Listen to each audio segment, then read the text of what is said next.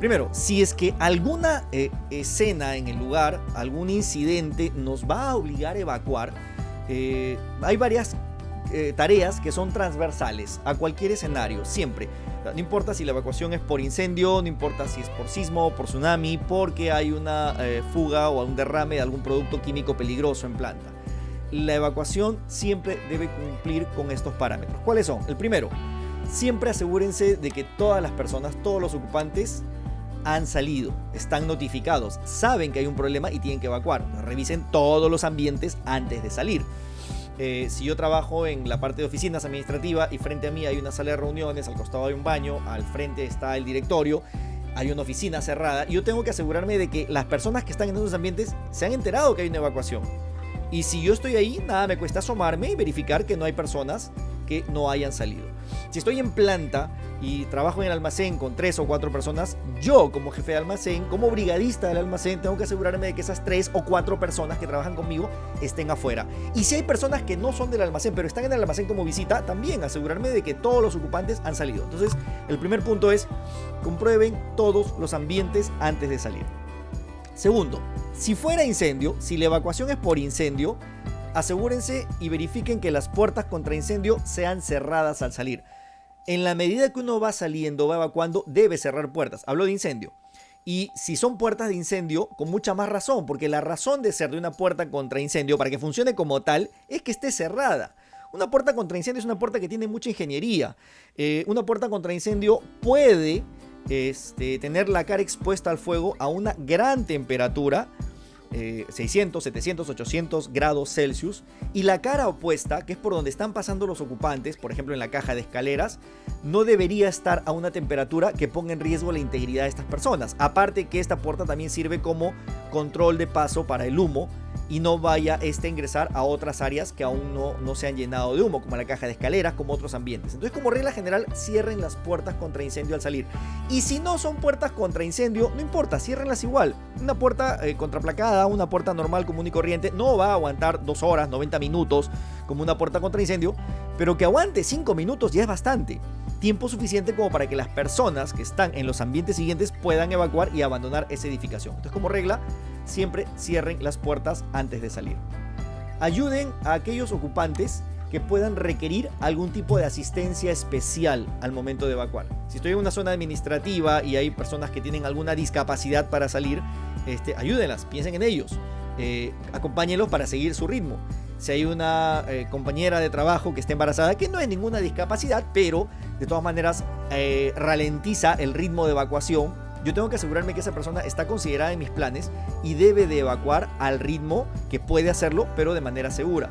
Si es que el incidente provocó que alguien se accidente, estamos en la planta, el sismo, por ejemplo, hizo que alguien tenga un traspié, se doble el tobillo, esa persona ya tiene un ritmo de evacuación distinto, ya está lesionada. Si lo voy a ayudar a evacuar, tengo que entender que voy a demorarme un poquito más. Entonces, con 1 o 2 brigadistas, o un brigadista guiando a 2 o 3 compañeros de trabajo que no necesariamente van a ser brigadistas, deben ayudarle a evacuar. Sea como sea, siempre piensen en aquellos que por alguna razón tienen una dificultad para poder evacuar.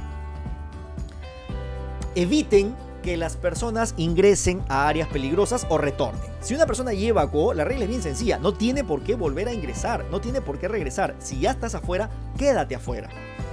Si es que yo para evacuar tengo que cruzar por un tramo largo y hay varias áreas de la empresa, ya sea una industria, un almacén, una fábrica, oficinas, yo debo de evitar que las personas que están en esa ruta se desvíen hacia zonas que no son medios de egreso, almacenes, economatos, de modo que no se pongan en riesgo. La evacuación tiene que ser directa hasta la salida inmediata.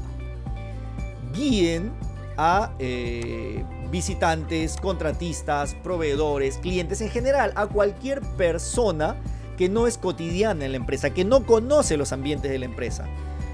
Si el visitante se pierde, crea una complicación porque hay que después buscarlo, hay que averiguar en dónde está. Si es un incendio, las cosas se vuelven un poquito más críticas, ¿no?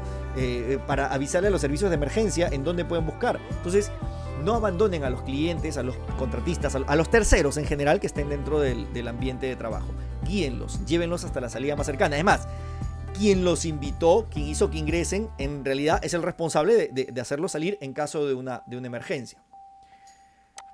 abrir y mantener abiertas las rejas o puertas de salida al exterior. Si hablamos de una planta donde hay una persona de seguridad en vigilancia que ya tiene un protocolo de apertura, las cosas se vuelven un poquito más sencillas, ¿no? Entonces ya debe saber que si hay un sismo, hay un incendio, debe abrir las puertas para poder permitir que la gente evacúe. Pero en algunos escenarios se pueden complicar las cosas. Por ejemplo, si es que el ambiente en el que trabajo tiene un gran portón de evacuación y ese portón es eléctrico y el sismo hace que la energía eléctrica se corte casi de inmediato, ya las cosas se van a complicar, porque no voy a poder abrir la puerta del método tradicional. Entonces tengo que pensar también en alternativas para poder abrir esas puertas. Ya sea que la puerta sea mecánicamente con rieles, mecánicamente de apertura mecánica con rieles, o ya sea que la chapa simplemente sea eléctrica. Ya sea como sea, tengo que buscar esas alternativas. Si estoy en almacenes, en zonas internas, en zonas administrativas, entonces es necesario que también considere, aunque no sea una persona de seguridad, sino ya los ocupantes mismos, abran de inmediato las puertas para que permitan la salida de todos los trabajadores y todos los compañeros. Si hablamos de cajas de escaleras, ojo, ahí hay que tener cuidado, la puerta se mantiene abierta, pero durante el tiempo que dura la evacuación. La regla siempre es la misma, la que vimos antes. La puerta tiene que cerrarse de inmediato, cruza el último ocupante. La razón de ser de una puerta contra incendio siempre es que esté cerrada. Y realicen el conteo del personal en el exterior. Esto es fundamental. Tienen que asegurarse de que todos han salido. Y si alguien no ha salido, tienen que identificarlo y saber quién es. Y saber en dónde estaba, cuál era su última ubicación. Porque lo que tienen que hacer es notificar a los servicios de emergencia cuando estos lleguen: oye, me falta una persona, pero esta persona que me falta se encuentra en tal área, en el segundo piso, en el tercer piso, en el almacén, en los quemadores, en el secador, en la poza, para que el servicio de emergencia tenga un área un poco más reducida para buscar, y eso aumenta la efectividad y la probabilidad de éxito. Una recomendación, y esto es una práctica, no es una norma ni es una regla, pero es una buena práctica. Traten que un brigadista de ninguna manera maneje más de 20 personas. ¿Qué quiere decir? Si es que yo tengo acá un brigadista, el brigadista A, él trabaja en el almacén, él guía a su gente, él tiene que controlar a un equipo manejable, o sea, que no salga de su alcance de control. Entonces él guiará a una persona, a 2 personas, a 3 compañeros, a 4, a 5, a 6, a 7 de repente, a 8 personas. Entonces es fácil que él controle, lleve la cuenta, lleve la lista, sepa quiénes son, y si a alguien le falta, de inmediato se va a dar cuenta, sabe que le falta a alguien. Cuando tengo un brigadista que maneja 20, 30, 40 personas, ya se vuelve complicado, ya es mucho más probable que a alguien se le escape, que no esté en su lista y que le cueste identificar, y eso va en contra al final del trabajador, ¿no? De aquellos que han evacuado. Ahora, si la evacuación es por sismo, vamos a concentrarnos puntualmente en un tema, que es sismo. Si la evacuación es por sismo, la primera acción siempre es: busca tu zona segura interna. Es lo primero que tienen que hacer. No es evacuar inmediatamente la edificación, no es salir hasta el exterior, sino es buscar la zona segura interna durante el tiempo que dure el movimiento. O sea, mientras dure el movimiento, trata de reducir al máximo la distancia que recorres. La regla es bien sencilla. La cantidad, la probabilidad y la severidad de las lesiones que sufres son directamente proporcionales a la distancia que recorres durante el movimiento. O sea, mientras más te muevas, más probabilidad hay que te caigas, que te golpeen o que te caiga algo encima. No hablo de la estructura, sino hablo de los contenidos que pueden caer. Entonces, lo primero es: busquen una zona segura donde puedan esperar. Una vez que el movimiento ya terminó, en ese momento comienzo la evacuación hacia el exterior, hacia el primer piso, si estoy en un edificio, estoy en el segundo piso de administración. Si estoy en el comedor, hacia el exterior. Si es que estoy en la zona de planta, en una zona elevada, en una góndola, en un rack de repente, en un puente metálico, una vez que acabó el movimiento, en ese momento recién comienzo a evacuar, comienzo a salir. No durante el movimiento, la probabilidad de caer es extremadamente alta. Ahora, si bajar escaleras es peligroso, es algo que tienen que tomar en cuenta. Salir tiene probabilidad de que te caigas durante el movimiento. Un sismo de 8 grados, 8.5 grados, dificulta mucho que alguien trate o pueda estar en pie. Bajar escaleras se vuelve mucho más difícil. Entonces, eviten, en realidad no deberían bajar escaleras durante el movimiento. Esperen a que acabe el movimiento, y una vez que el movimiento terminó, recién ahí voy a descender. Igual, por escalera siempre, porque no deben usar ascensores de ninguna manera, ni montacargas, ni ningún tipo de de medio de transporte mecánico, por escaleras, pero cuando el movimiento ya terminó. ¿Y a qué me refiero yo cuando hablamos de tener cuidado con los contenidos? En un sismo la probabilidad de que la edificación caiga es relativamente baja si es que la edificación está bien construida, según los reglamentos nacionales de edificaciones, según las reglas de ingeniería correctas. Sin embargo, es una probabilidad. Pero lo que no es una probabilidad, lo que es un hecho absoluto, o sea, sí va a pasar, es que los contenidos van a caer. Y si los contenidos van a caer, son cosas que son evitables, ¿no? Acá hay un ejemplo. Este es un video del terremoto de Chile de febrero del año 2010. Lo que quiero que observen es el comportamiento de la gente, el comportamiento de la edificación y el comportamiento de los contenidos. Miren, en este momento la gente se da cuenta que algo no está bien, hay un movimiento, sienten el movimiento. Si ustedes pueden ver en la parte superior derecha, los paneles comienzan a vibrar. La gente se pone en alerta, el señor de rojo decide pararse, atrás al fondo hay una persona hablando por teléfono que se mete debajo del escritorio para protegerse de los contenidos, y eso no está mal. Se alejan de las cosas, la gente se para y se pone de pie, pero no salen corriendo de la edificación. O sea, saben, entienden que su edificación va a soportar muy bien el sismo, o saben que está en un piso alto y no tiene sentido bajar las escaleras, pero sí alejarse de las cosas, porque lo que hace daño son las cosas: estantes, muebles, fotocopiadoras. Esa fotocopiadora de 20 kilos, imagínate que caiga en un pie, ¿no? La energía eléctrica se va, regresa, y al final el edificio queda en pie.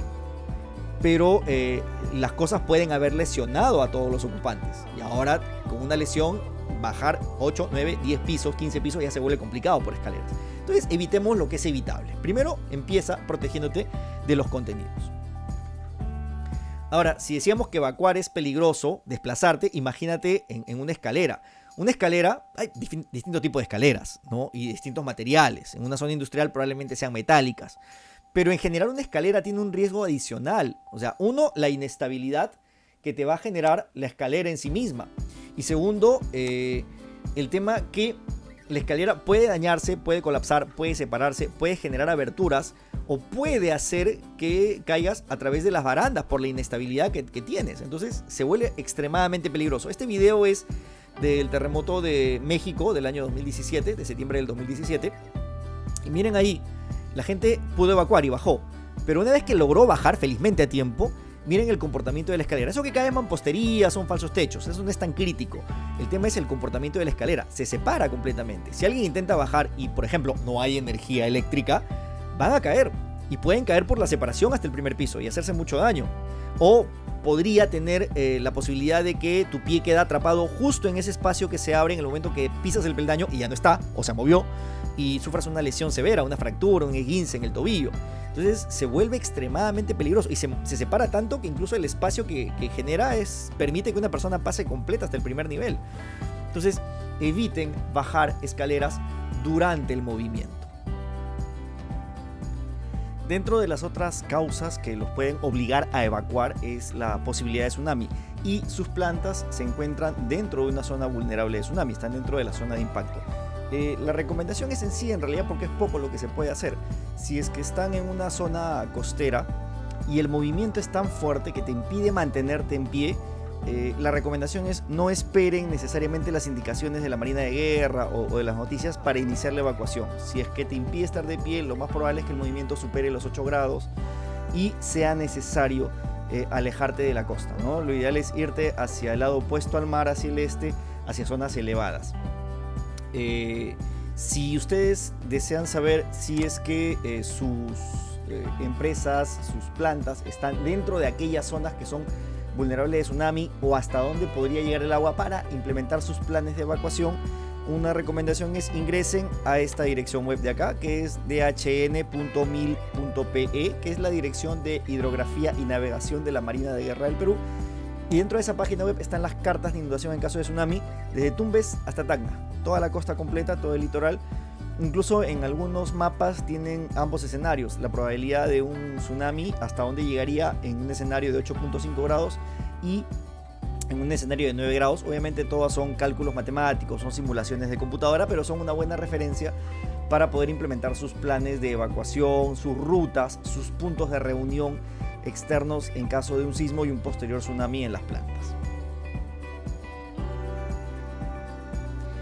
Cuando hablamos de tsunami, no necesariamente debemos pensar en que es una gran ola que cubre la ciudad, ¿no? O la planta, como en las películas. No, en realidad es una ola o es una gran masa de agua que va creciendo y va cubriendo la costa. Entonces, el litoral, la playa que estaba en determinada zona, termina estando 1 kilómetro o 1,5 kilómetros más hacia adentro probablemente. Y el problema es que en la medida que va avanzando el avance de esta agua, va llevando cosas, y el impacto es por los vehículos, las embarcaciones que pueden estar en el litoral, que van ingresando y van destruyendo todo lo que está a su paso. Este es un video que es un ejemplo de lo que pasó en Japón en el año 2011, en marzo del 2011. Y lo que ven es una gran masa de agua que lo que hace es, se va acercando hacia la ciudad, o sea, va saliendo del mar.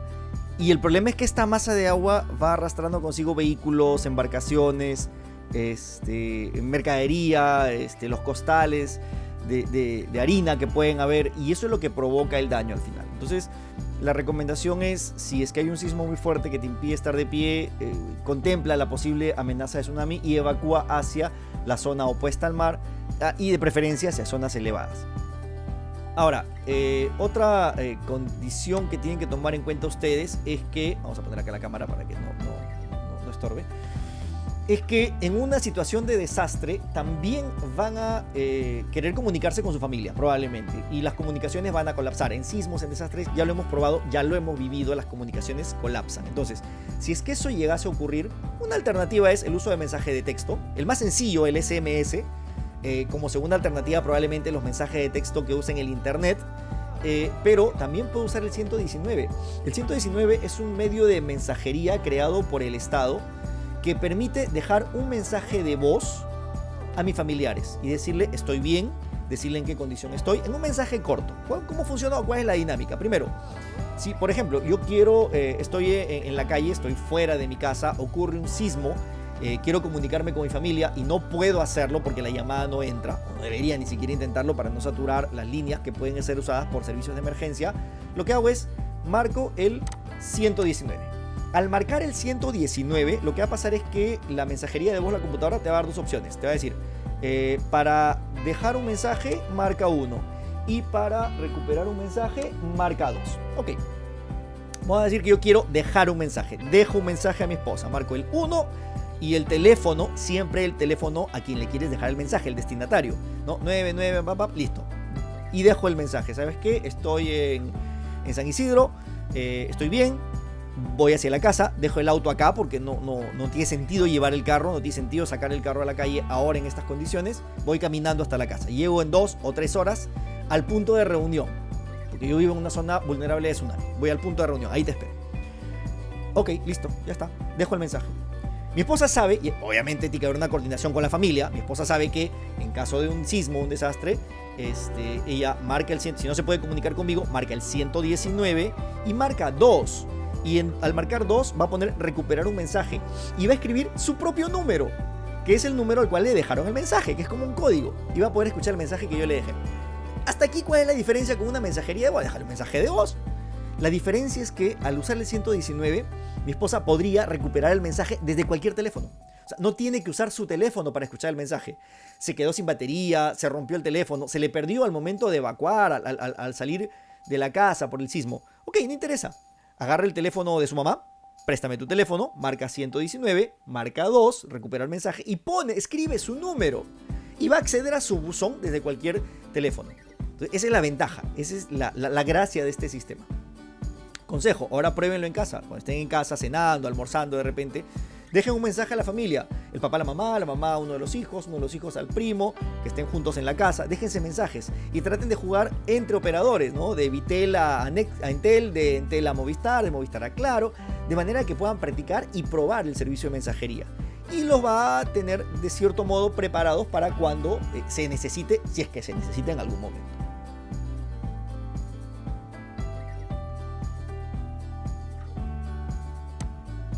Otro escenario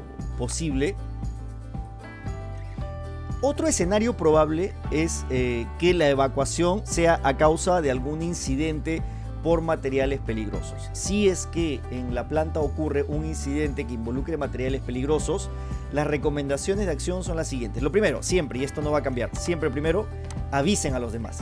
Alerten a todos los ocupantes que hay un incidente para que empiecen la evacuación del área. Informen a su supervisor también para que empiece a tomar las medidas necesarias de acción en función al material que se pudo haber derramado. Y esto es indiscutible, siempre evacúen el área, siempre evacúen el área. Las distancias, el sentido va a depender de las condiciones del lugar, en favor del viento.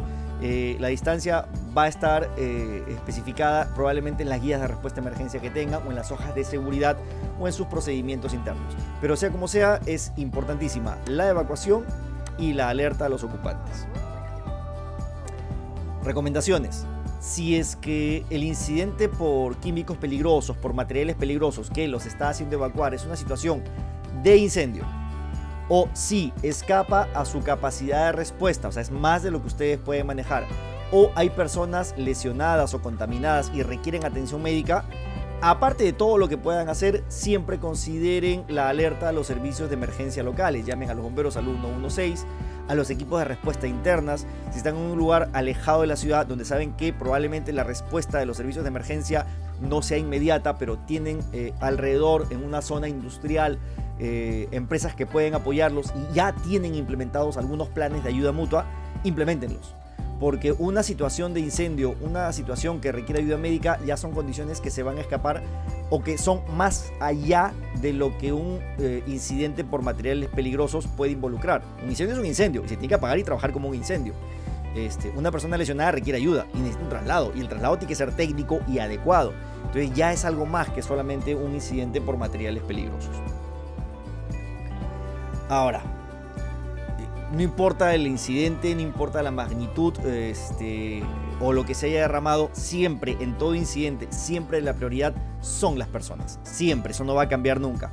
Entonces, dentro de tus protocolos de acción, las primeras cosas que tienes que hacer, aparte de aislar y proteger, es preocúpate por las personas. Atiendan a aquellas personas que se pueden haber contaminado. Pero ojo, atenderlas no quiere decir que le vamos a dar primeros auxilios o atención inmediata. Siempre primero es la descontaminación. Eso es fundamental. Entonces, para atender a las personas, tenemos que descontaminar a esas personas. Una vez que hemos descontaminado a las personas, yo ya puedo iniciar la atención por primeros auxilios o derivarlos a los servicios de emergencia médica.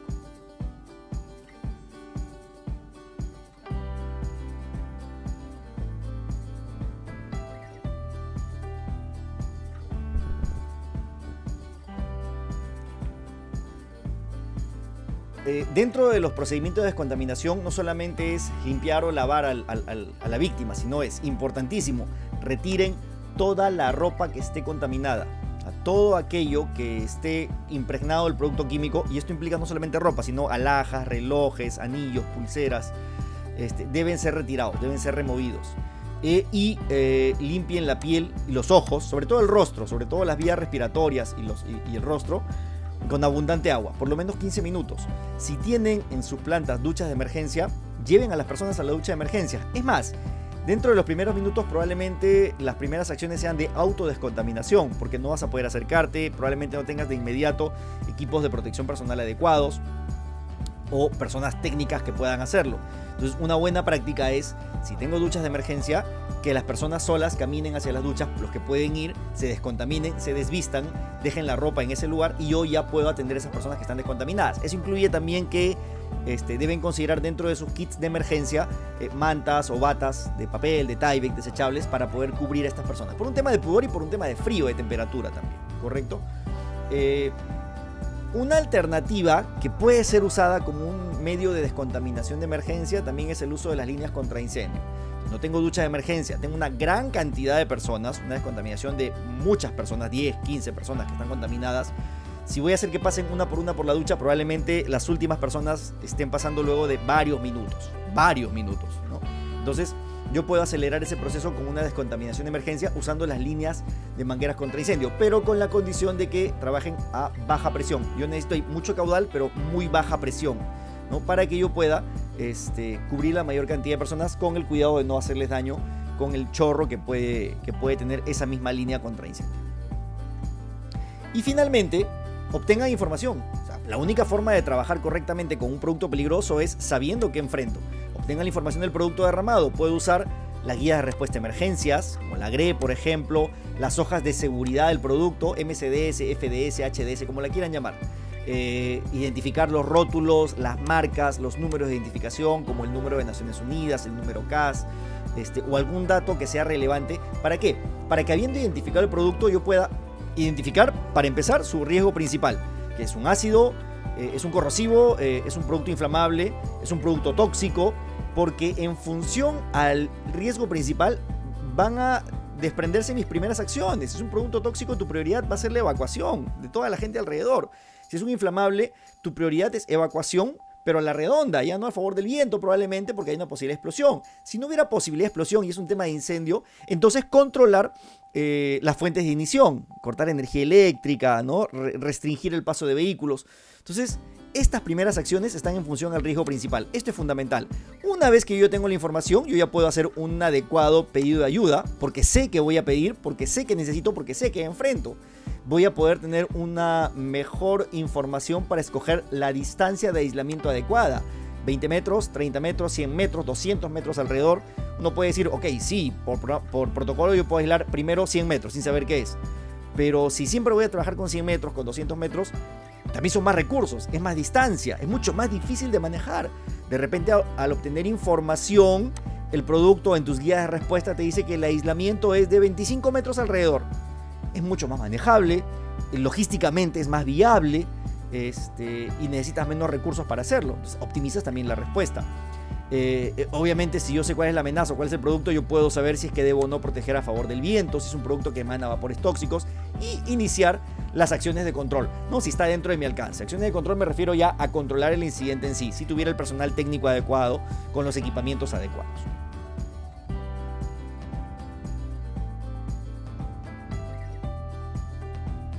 El tema que vamos a ver ahora es los procedimientos de evacuación en caso de incendios. En caso de incendios, las prioridades cambian. Ya no es esperar en una zona segura. No, en incendios la evacuación es inmediata. O sea, lo primero en un incendio es evacuar a todos los ocupantes y llamar a los bomberos. Y llamen siempre a los bomberos. Aunque el incendio sea pequeño, llamen a los bomberos. El tiempo de respuesta, el tiempo en que tomen los bomberos en llegar hasta tu centro de trabajo, hasta tu local, hasta tu infraestructura, puede ser crítico. Si es que al final pudiste controlar el incendio usando extintores, tus líneas contra incendio, vuelves a llamar e indicas que ya es un escenario controlado.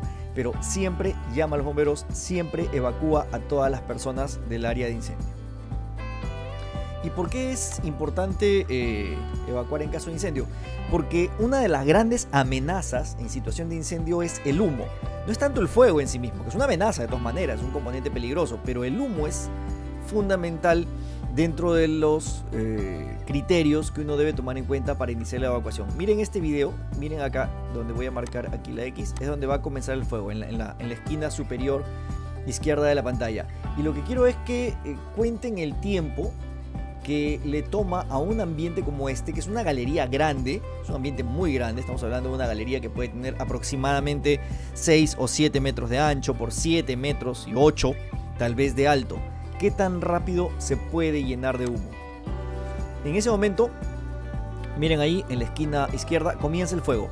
Desde ese momento en el cual la gente comienza a evacuar y el fuego comienza a crecer y empieza a generarse humo, cuenten el tiempo. 1, 2, 3, 4, 5, 6, 7, 8, 9, 10. 10 segundos hasta que toda esa habitación, todo ese recinto se llena completamente de humo, haciendo que ya la posibilidad de evacuar se vuelva mucho más complicada, muy difícil. Es por eso que en un incendio la prioridad es evacuar, siempre es evacuar.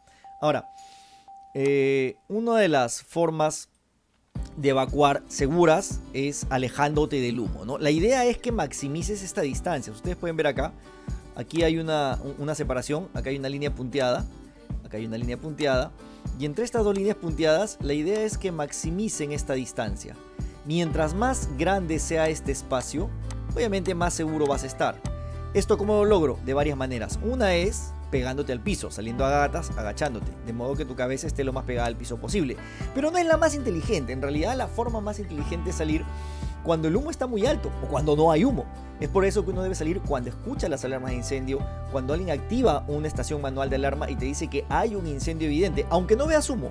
Es más, aunque el humo esté presente y en condiciones no muy densas, sigue siendo tóxico, sigue siendo peligroso. Entonces sal de inmediato.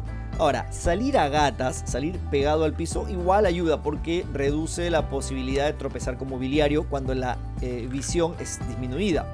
Y de todas maneras, en las partes más bajas, la concentración de humo es menor, por lo tanto, la visibilidad en esta área de acá también va a ser mucho mejor y te va a permitir llegar hasta los medios de egreso más cercanos.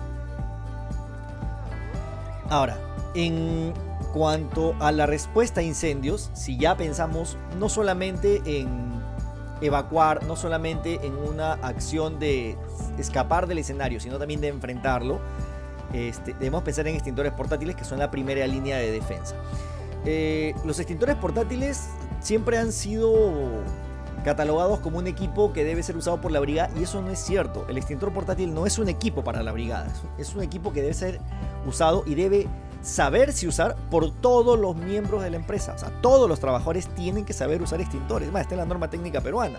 Los trabajadores tienen que saber usar extintores, aparte de la brigada. Y la brigada hará otras cosas más y tendrá otras responsabilidades adicionales a esa. Pero los extintores son para todos. Ahora, si yo voy a usar un extintor, entonces hay que tomar en cuenta algunas cositas que son básicas, ¿sabes? O sea, no hay que ser un técnico en extintores ni un bombero para poder usarlo y para poder determinar cuál es el más adecuado. Lo primero que tienen que hacer es determinar si el extintor que tienen enfrente, si el que han escogido para usar es adecuado a lo que se está quemando, al tipo de fuego. Y eso lo logra fácilmente porque los extintores tienen clasificaciones, hay clases de fuego. Entonces vamos una por una. Hay una clase que es la clase A.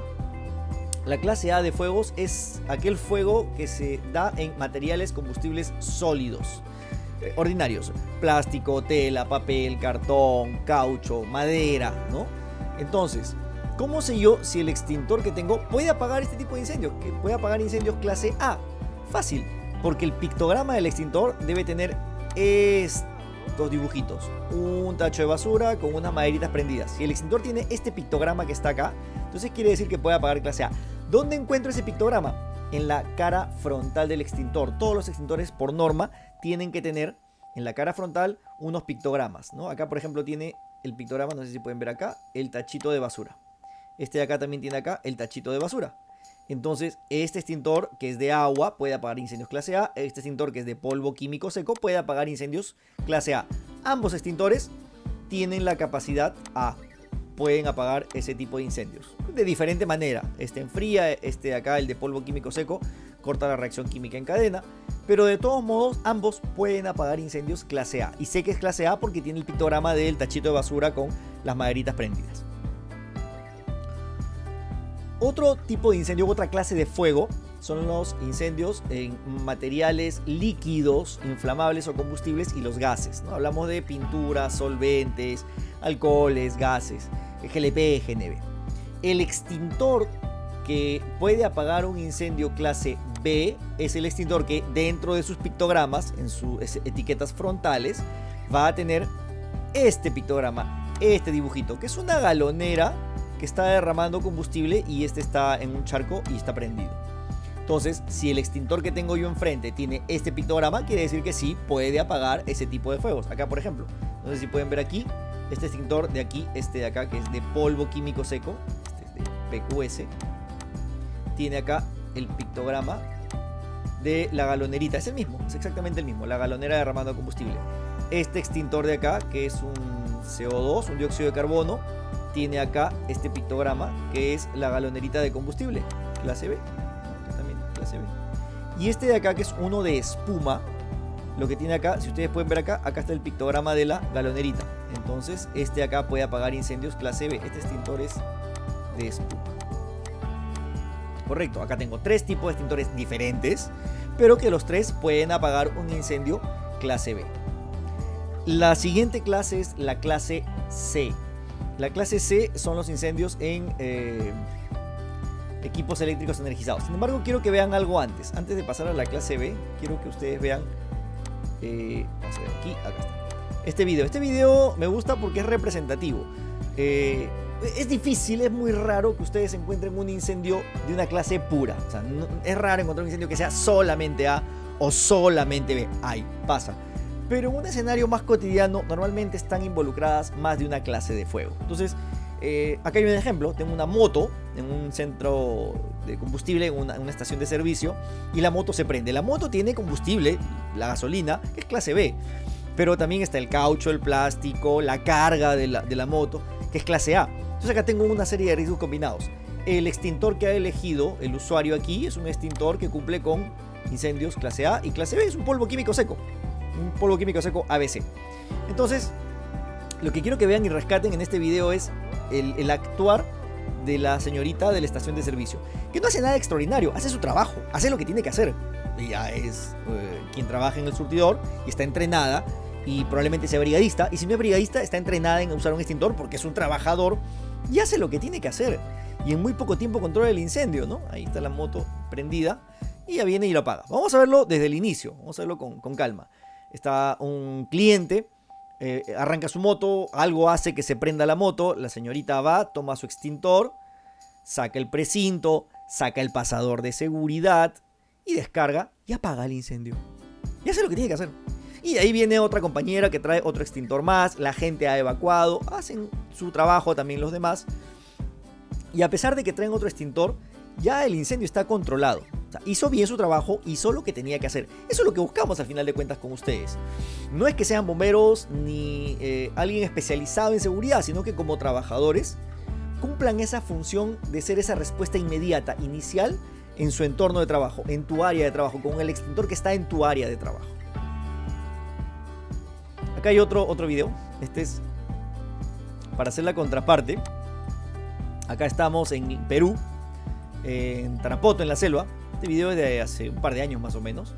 Mismo escenario, ¿ah? Tienes ahí el triciclo, el mototaxi, la motito prendida. ¿Y qué podemos ver acá? Que hay varias cosas que influyen. No solamente hay que tener un buen extintor, hay que saber usarlo. O hay que saber usar un extintor, pero tiene que estar bueno también. Si están malas condiciones, por más que sepa usarlo, no va a funcionar, ¿no? Y tenemos acá un incendio en una mototaxi, un motocar.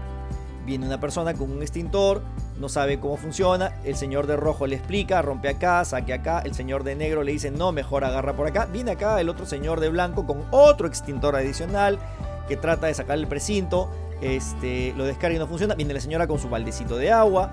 Ya tenemos como 6 o 7 personas intentando apagar y hasta ahora ningún extintor funciona. Que puede ser porque no lo sepan usar, que puede ser porque no han retirado los dispositivos de seguridad como el precinto y el pasador, o de repente el equipo no funciona. Viene un señor policía también, que en teoría debe estar entrenado, porque es parte de su trabajo, él recibe este entrenamiento, él debe saber cómo usar un extintor, pero de repente por más que sepa, porque lee las etiquetas, se asegura, ve el manómetro, parece que no funciona. Entonces cabe la posibilidad también que, a pesar de que sepan usarlo, ese equipo esté en malas condiciones y no funcionó. Para hacer la historia corta, el mototaxi se quemó, y se quemó completito. Miren qué diferencia, ¿no? De esto con esto. Muchas cosas influyen, ¿no? Muchas cosas convergen para que las cosas terminen bien, en un resultado óptimo, ¿no? O adecuado, por lo menos. Mencionábamos que hay una clase más, una tercera clase. Voy a poner la cámara por aquí. Ahí está. Hay una tercera clase que es la clase C. La clase C son los incendios en los equipos eléctricos potencialmente energizados. Puede ser un motor, puede ser un televisor, puede ser un generador, pero tiene energía, o hay posibilidad de que tenga energía. Un equipo eléctrico, un cableado también. ¿Cómo sé yo si el extintor que tengo enfrente puede apagar incendios clase C de manera segura, sin que me vaya a electrocutar? Por el pictograma. Si yo en mi extintor tengo este dibujito de acá, que es un tomacorriente con un enchufe y está en llamas, entonces yo sé que el extintor puede apagar un incendio clase C. Por ejemplo, es un polvo químico seco, el mismo que hemos visto desde el inicio, y acá está su pictograma, clase C. Este es un dióxido de carbono, un CO2, acá está el pictograma, clase C. Por ejemplo, apaga incendios clase C y es muy limpio. CO2, no deja residuos, nada. Acá es muy bueno, es muy eficiente, muy eficaz. Tiene un golpe increíble para apagar un incendio. Lo malo es que ensucia, ¿no? Y tiene un mayor impacto en la zona donde ha ocurrido el incendio, incluso ensuciando y malogrando cosas que no necesariamente se han quemado o se han prendido. Pero te protege y te cuida, no es que sea malo. Cada uno tiene su lugar, cada uno tiene su razón de ser. Y acá tenemos otro. Este es uno que tiene acá el pictograma. clase C. Acá está, miren. Acá está el pictograma clase C. Pero este es de agua. Es un extintor de agua. Sí, pero agua, ¿cómo va a ser para incendios eléctricos? Es agua que está desmineralizada, es agua químicamente pura. Y lo más importante es que su lanzador o su pitón no bota un chorrito, sino bota una neblina de agua. Bota gotitas muy dispersas, atomizadas, de tal modo que se rompe esa continuidad eléctrica. Ya no hay continuidad eléctrica y se reduce la posibilidad de que vaya a electrocutarse el usuario, ¿no? Hay algunas restricciones, por ejemplo, siempre hay que sujetarlo del mango, que es la parte que está probadamente aislada por el fabricante. Pero al final de cuentas funcionan las cosas. Ahora, cuando nosotros trabajamos con extintores en incendios eléctricos, una recomendación, una buena práctica es que siempre se corte la energía eléctrica. ¿Por qué? Porque lo que se quema no es la electricidad, pues eso no pasa jamás, la electricidad no se quema, la electricidad es la fuente de energía que da el calor para que se inicie la combustión, que se queme el cable, se queme el combustible del generador. Pero mientras yo no corte la energía eléctrica, lo que va a pasar es que la resistencia que generó esa fuente de calor va a seguir. Y por más que lo apague, se va a volver a prender y se va a volver a prender y se va a volver a prender muchas veces. Entonces es importante que siempre se considere cortar la energía eléctrica. Acá tenemos un ejemplo, un incendio en una luminaria, en un centro comercial, un parqueo, y usan el extintor de polvo químico seco y lo apagan. Pero la fuente de calor sigue, que es la resistencia eléctrica. Entonces lo que va a pasar es que va a ser corto en algún momento y va a continuar haciendo corto. Es más, los cables ya están quemados, chamuscados, y se vuelve cada vez más peligroso. Entonces consideren siempre en incendios eléctricos cortar la energía eléctrica a la par, de la mano, junto con el uso del extintor portátil adecuado. Hay otra clase de fuego más, que es la clase D. La clase D son los incendios en los metales combustibles como magnesio, aluminio, titanio, circonio, sodio, litio, potasio. Son incendios que generan mucho calor, mucha temperatura, y son extintores especiales. El pictograma que van a encontrar es este de acá, que es una tuerquita con unas llamas, y a veces todavía hay bastantes extintores que tienen este pictograma, que es una D en una estrella de color amarillo. El extintor acá en el Perú siempre va a ser de color amarillo, es este de acá, acá está la estrellita. Puede ser que tengan también la tuerca que está en llamas. Entonces, este extintor de color amarillo se usa para metales combustibles. Y la forma del uso de los extintores para clase D es distinta a la de un extintor tradicional. No tiene en realidad mucha presión. Acá vamos a ver el ejemplo. Acá lo que quiero que vean es cómo tenemos un extintor con, en el caso de un fuego en metales, donde le echan agua. Obviamente no es el extintor adecuado, y lo que hace es reaccione de manera violenta, porque la temperatura de combustión de un metal puede ser muy alta, estamos hablando de 1200 grados. En contraparte con un extintor adecuado para metales, donde el polvo granulado cae encima del metal que está ardiendo, se mezcla con el metal o lo cubre y absorbe calor. Estos gránulos lo que hacen es absorber el calor. Entonces este metal que está a 1200 grados baja su temperatura, la comparte con los gránulos de polvo, y lo comparte y baja a una temperatura en la cual el metal ya no puede arder. Sigue caliente, puede estar a 600, 700 grados, pero ya no es suficiente como para poder arder. Hay una clase más, que es la clase K.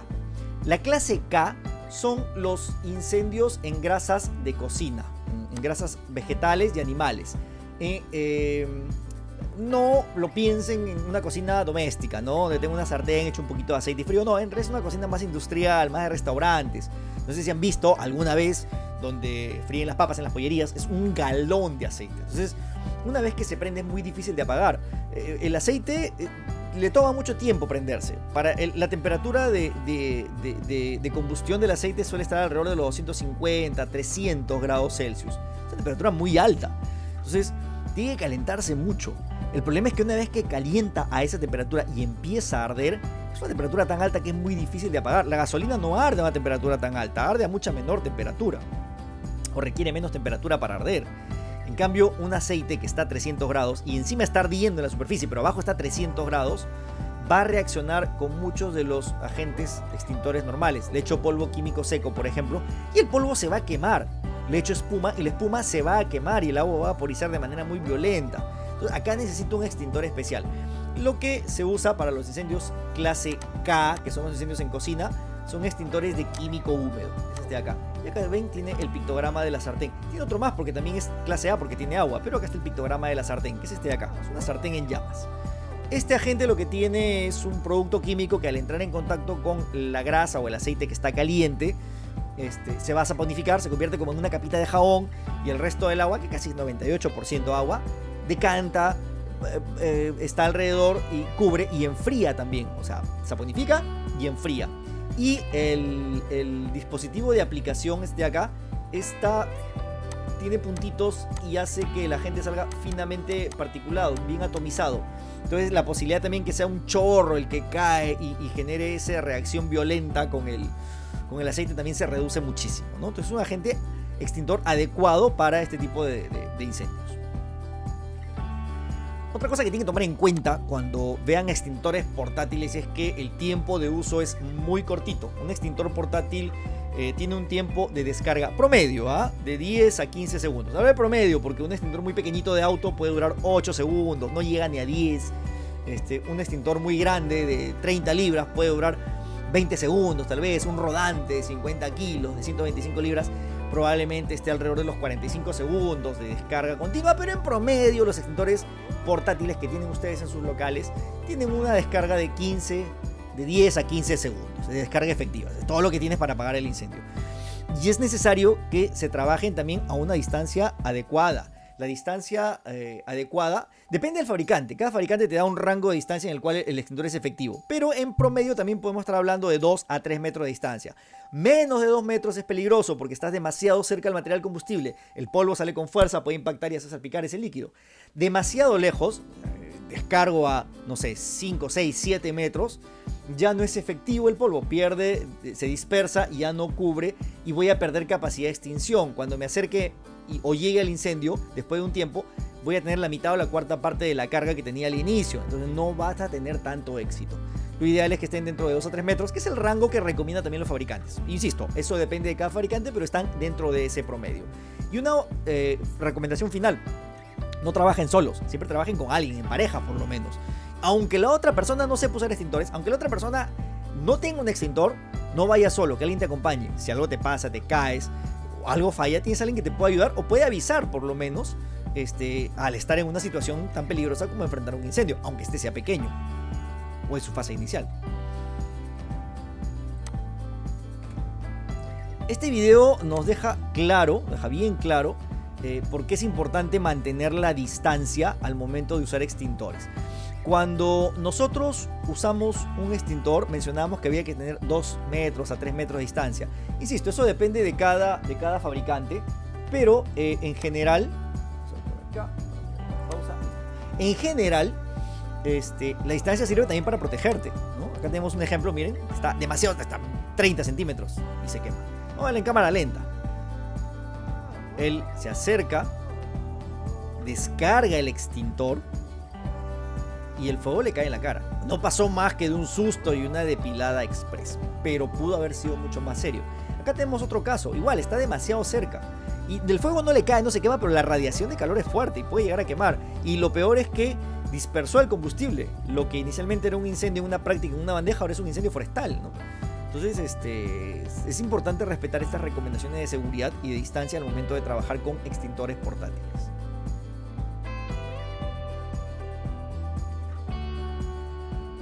Bien, este tercer tema, ya final, es la parte que compete a los primeros auxilios en el centro de trabajo. A un nivel básico, o sea, la idea es poder entender cuáles son aquellas condiciones críticas, aquellos tratamientos iniciales, siempre pensando en que debemos esperar a que lleguen los servicios de emergencia. Todo lo que vamos a ver acá, todo lo que vamos a hacer, siempre está orientado a que en algún momento deben arribar los servicios de emergencia. Ambulancias de bomberos, del SAMU, alguna ambulancia privada, de la municipalidad local. Eso va a depender de tu localidad, de los servicios que tenga disponibles, ¿no? Pero siempre pensando en que llegan los servicios de emergencia. Ok, si hablamos de primeros auxilios, un componente que es fundamental, que es transversal a cualquier escenario, cualquier tipo de atención, es el tema de bioseguridad. Tienes que protegerte, siempre. Hasta hace un tiempo atrás, no hace mucho, se hacía mucho hincapié en el uso de los guantes de examen, ¿no? Para el tema de bioseguridad en primeros auxilios sobre todo por los patógenos en la sangre. Y siempre ha sido así. Y se recomendaba también, por lo menos siempre lo hemos hecho, el uso de protección adicional, el tema de la máscara, el tema de los lentes de seguridad. Temas que han cobrado una especial importancia ahora en la pandemia de la COVID-19. Entonces, como recomendación, siempre, eso no cambia, eso no ha variado. Siempre pónganse guantes de examen cuando vayan a atender a una víctima. Siempre. No solamente cuando haya sangre, en cualquier escenario, es automático. Paciente, atención, primeros auxilios, brigada, me pongo mis guantes. Eso no va a cambiar. Pero ya no es opcional, ya no es como algo secundario. Tienen que hacerlo. Protéjanse de las vías respiratorias. Siempre que vayan a atender a un paciente, usen una máscara o un respirador que esté certificado, que tenga cierta garantía. Puede ser una N95, espectacular, una KN95 también, pero siempre usen un respirador que les dé esa protección. Y uno nuevo, que esté en el botiquín, que esté ahí en su kit de emergencia, en su mochila o en su maleta de emergencia, nuevo de empaque, y me pongo ese respirador para que yo me pueda proteger. El que estás usando ahora, que probablemente sea el de tela, el de 3 pliegues, el celeste, alguno con diseño, son tus respiradores del día a día, son tus tapabocas del día a día. No puedes confiar en ellos. ¿Por qué? Porque no sabes su estado, no sabes si tienen un buen ajuste. Y estos respiradores, estas mascarillas que tú usas en el día a día, tienen una condición adicional, que están reforzadas o van de la mano con los protocolos de bioseguridad, ¿no? El distanciamiento físico, 2 metros, 1,5 metros de distancia con otra persona. Si es que están en planta, están separados. En los comedores es uno por mesa. Los que atienden al público tienen su acrílico, por ejemplo, al frente. Entonces, una serie de condiciones que te ayudan. Pero en primeros auxilios eso no se cumple, no puedes hacerlo. Si yo voy a atender a una víctima, a una persona, tengo que hacerlo ahí, cerca, tengo que agarrarlo. Si tiene una lesión en la cara, tienes que agarrar de la cara. Yo no puedo atender a una persona a 1,5 metros de distancia. Entonces, como vas a aumentar tu cercanía, tienes que aumentar también tu protección. Eso implica una máscara que tenga certificación, una N95, una KN95 en el peor escenario. Y consideren también la protección de los ojos, el ingreso de los patógenos por los ojos. Pueden usar una careta, pueden hacerlo. Es razonable también, no es descabellado que incluyan en su equipo de emergencia, su maletín, los lentes de seguridad que pueden funcionar. Pueden haber entornos en los cuales usar la careta se vuelve complicado, inseguro o inestable, se va a caer, hacer RCP, imagínense con careta, se te va a caer Entonces podría reemplazarlo por lentes de seguridad, ¿no? No los lentes comunes y corrientes, lentes de seguridad que te garanticen esa protección contra algunas salpicaduras. Esto es importantísimo, es transversal, bioseguridad. Segundo, no solamente deben preocuparse en la seguridad desde el punto de vista biológico, piensen también en la seguridad en cuanto a los riesgos físicos que hay en el lugar. Si van a atender a una persona, aseguren la escena. Busquen cables, vidrios, productos químicos o cualquier otra amenaza que pueda existir en el lugar. O sea, pónganse a pensar en esto. Si hay algo visto que esta persona, ahí en la foto por ejemplo, que se ha resbalado, ¿no? Acá tenemos a una persona que tiene un accidente y hay que atenderlo, pero se accidentó porque todo esto está mojado, todo el piso está mojado. Entonces, si tú te acercas, te vas a resbalar también y vas a tener un accidente y van a ser 2 los que requieren ayuda. Entonces, si una persona se cayó, se cortó, se quemó, se electrocutó, lo que hizo que esta persona se caiga, se queme, se electrocute o se resbale, también te lo va a hacer a ti como rescatador. Entonces, es importante que tú controles todas las amenazas del lugar. Si no puedes asegurar la escena, no te acercas simplemente. La regla es, si la escena es segura, trabajo. Si no es segura, la vuelvo segura. Y si no la puedo volver segura, listo, no me acerco. Me alejo, pido ayuda y que vengan los especialistas. Por ejemplo, el tema de electrocución y en un entorno industrial donde tienes energías, voltajes muy altos, probablemente tengas que llamar a mantenimiento para que haga el corte de cierta llave o de cierta máquina, ¿no? Por ejemplo, voy a atender a una persona que tiene una mutilación y hay que recuperar la parte o la pieza que está separada, el dedo, la mano, lo que sea. Mientras la máquina esté prendida, energizada, no puedo acercarme. Entonces es importante el tema de la seguridad, sobre todo en un entorno industrial. Ok, la escena es segura, tengo mis guantes, estoy protegido, voy a trabajar. ¿Qué hay que hacer con esta víctima? Hay un procedimiento que, así como la bioseguridad, también es transversal a todos los escenarios. No importa si se desmayó, se cortó, se fracturó, se golpeó, no interesa el escenario. Siempre tienes que evaluar a la persona, siempre tienes que hacer evaluación inicial. La evaluación inicial es un proceso ordenado, secuencial, lógico, que lo que hace es busca aquellas condiciones que ponen en riesgo la vida de la persona en muy poco tiempo, en corto plazo. Estamos hablando de 1 minuto o 2, si no lo controla se muere. Por ejemplo, si está inconsciente y yo no controlo ese escenario, si yo no acomodo a la persona en una posición segura, las vías aéreas se pueden obstruir y la persona va a dejar de respirar. Eso es grave. Si la persona ya no está respirando, entonces yo tengo que iniciar algunas acciones, porque si es que no respira, va a entrar en paro cardíaco. Y obviamente si hay una hemorragia severa, no un cortecito, un raspón, una hemorragia severa, abundante, esta puede poner en riesgo la vida de la persona. Entonces, la evaluación inicial busca esas 3 cositas, 3 nada más. Evalúa si la persona está consciente, está respirando, y si tiene algún tipo de hemorragia severa. Correcto, eso lo hago muy rápido, o sea, máximo, dentro del primer minuto, como máximo, yo ya debo haber determinado si alguna de estas condiciones se cumple. Y si alguna se cumple, tengo que solucionarla en el momento. No puedo esperar a los servicios de emergencia, no debo tener una actitud pasiva al costado acompañando, no, tengo que hacer algo. Si está inconsciente, abre vías aéreas y mantente abriendo las vías aéreas y pide ayuda, llama a una ambulancia. Si no está respirando, inicia RCP. Para el nivel ciudadano LEGO es si la persona no respira y está inconsciente, inicia RCP de inmediato hasta que llegue la ambulancia. Yo no me detengo. Si tienes un desfibrilador, lo usarás y lo pedirás, pero por lo menos RCP. Y si hay una hemorragia severa, tengo que controlarla. Yo no puedo esperar que llegue la ambulancia mientras veo cómo pierde sangre. Tienes que detener esa hemorragia de inmediato. Entonces, estas 3 cositas son las que siempre debes evaluar y son las que en realidad son las prioridades, las que te dicen si la vida de la persona está en riesgo o no. Ojo, no estoy diciendo que si no tiene algo que está acá, no es serio. Sí, una fractura, por ejemplo. Una persona que tiene una fractura es una persona que tiene una lesión seria. Tiene que ir a un hospital. Tiene que ser tratado por un médico. Pero la fractura no lo va a matar. O sea, puede estar minutos, horas con la fractura y va a sentir dolor, la va a pasar mal, pero no amenaza su vida. Ahora, si la fractura corta un vaso, una vena, una arteria, por ejemplo, la fractura, ahí las cosas cambian. Pero el problema no es la fractura, el problema es la hemorragia. O sea, lo que pone en riesgo su vida es la hemorragia que le provoca esa lesión. Por lo tanto, también hay que tratarla para evitar que empeore. Pero estas 3 son las que son tu prioridad, por lo menos de manera preliminar.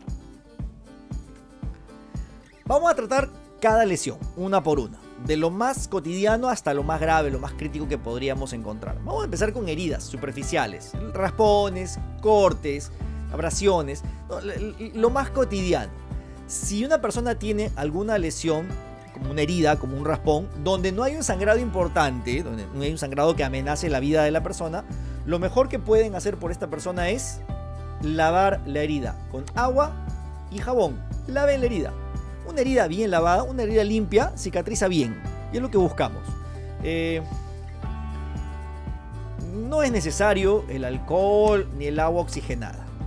Laven la herida. Una vez que esté limpia y lavada, le puedo poner su gasita, cubro con una gasa y ya está. Y vamos a la posta, al hospital, a la clínica para que hagan el tratamiento final, si que fuera necesario.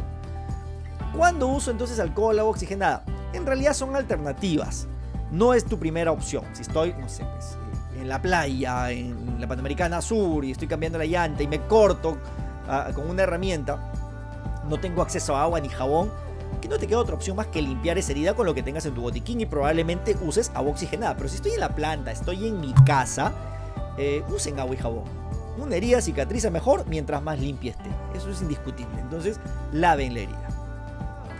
Ahora, las cosas cambian bastante, radicalmente, si es que lo que yo tengo es una hemorragia severa, donde el sangrado ya es importante, donde el sangrado ya sí puede poner en riesgo la vida de la persona.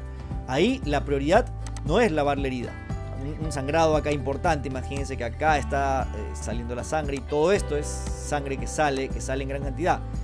Ahí no tienes que preocuparte por lavar la herida, hay que detener la hemorragia, acá hay que detenerla. ¿Y cómo se hace? Con apósitos.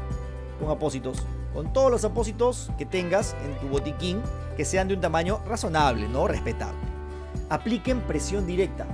O sea, coloco el apósito y presiono, mantengo la presión. Si por alguna razón este apósito se empapa de sangre, se satura, así como está este lado, también al otro lado, y todo esto se empapa, se satura de sangre y comienza a llenarse, a saturarse, no lo cambien, no se cambia. Lo que hacen es agregan un apósito más encima. Y si se empapa de sangre el segundo, agrego un apósito más encima. Y si se empapa de sangre, agrego perdón, un apósito más encima. O sea, lo que deben hacer es agregar apósitos. Nunca reemplacen, nunca retiren aquellos que ya colocaron. Esos primeros que colocaron ya están cumpliendo una función en realidad. Ya está comenzando a trabajar el organismo. Está empezando a coagular. Y si yo saco ese apósito, puedo romper ese coágulo que ya empezó a formarse y comienzas de nuevo y las cosas se complican. Entonces, no retiren apósitos, agreguen encima. Hasta cierto punto, vamos a ver en qué momento ya uno debe pensar en cambiar de maniobra, ¿no? O sea, normalmente funciona, pero hay algunos escenarios en los que puede volverse un poquito más complicado que simplemente usar apósitos. Si yo ya tengo la hemorragia detenida, o sea, ya el primer apósito, el de encima, ya no satura de sangre, listo, ahora recién vamos a poner el vendaje. El vendaje no detiene hemorragias. El objetivo de la venda es contener o presionar los apósitos que ya hicieron su trabajo de contener la hemorragia. Entonces el vendaje lo que hace es sujeta las gasas, los apósitos, pero quien contiene la hemorragia son los apósitos. Vamos a ver acá unos videos, un par de escenarios que vamos a poner acá. Vamos a poner aquí, ahí estamos, listo, bien. Vamos a ver, imaginémonos que tenemos un escenario con una hemorragia muy severa, muy abundante, un gran sangrado, ¿no? Ahí está, en una arteria. Coloco un apósito y mantengo la presión, y mantén la presión. Y si vas a traer otro apósito más, mientras buscas el equipo, el botiquín, otras cosas, y estás solo también, ¿no? Que el mismo paciente trate de presionar. Si es que estás solo, entonces tú mismo mantén la presión y con la otra mano traes las cosas. No dejes de presionar. Y si fuera necesario, aquí sobre esto, aquí colocaré un apósito más. Y si fuera necesario, otro apósito más. Y si fuera necesario, otro apósito más. Y otro apósito más. Y van sumando hasta que el primero, el de encima, ya no sature. O sea, hasta que me demuestre que yo ya he tenido éxito al momento de hacer el control de la hemorragia.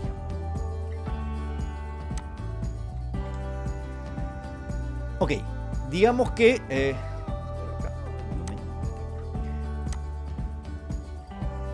no fue suficiente el primer apósito.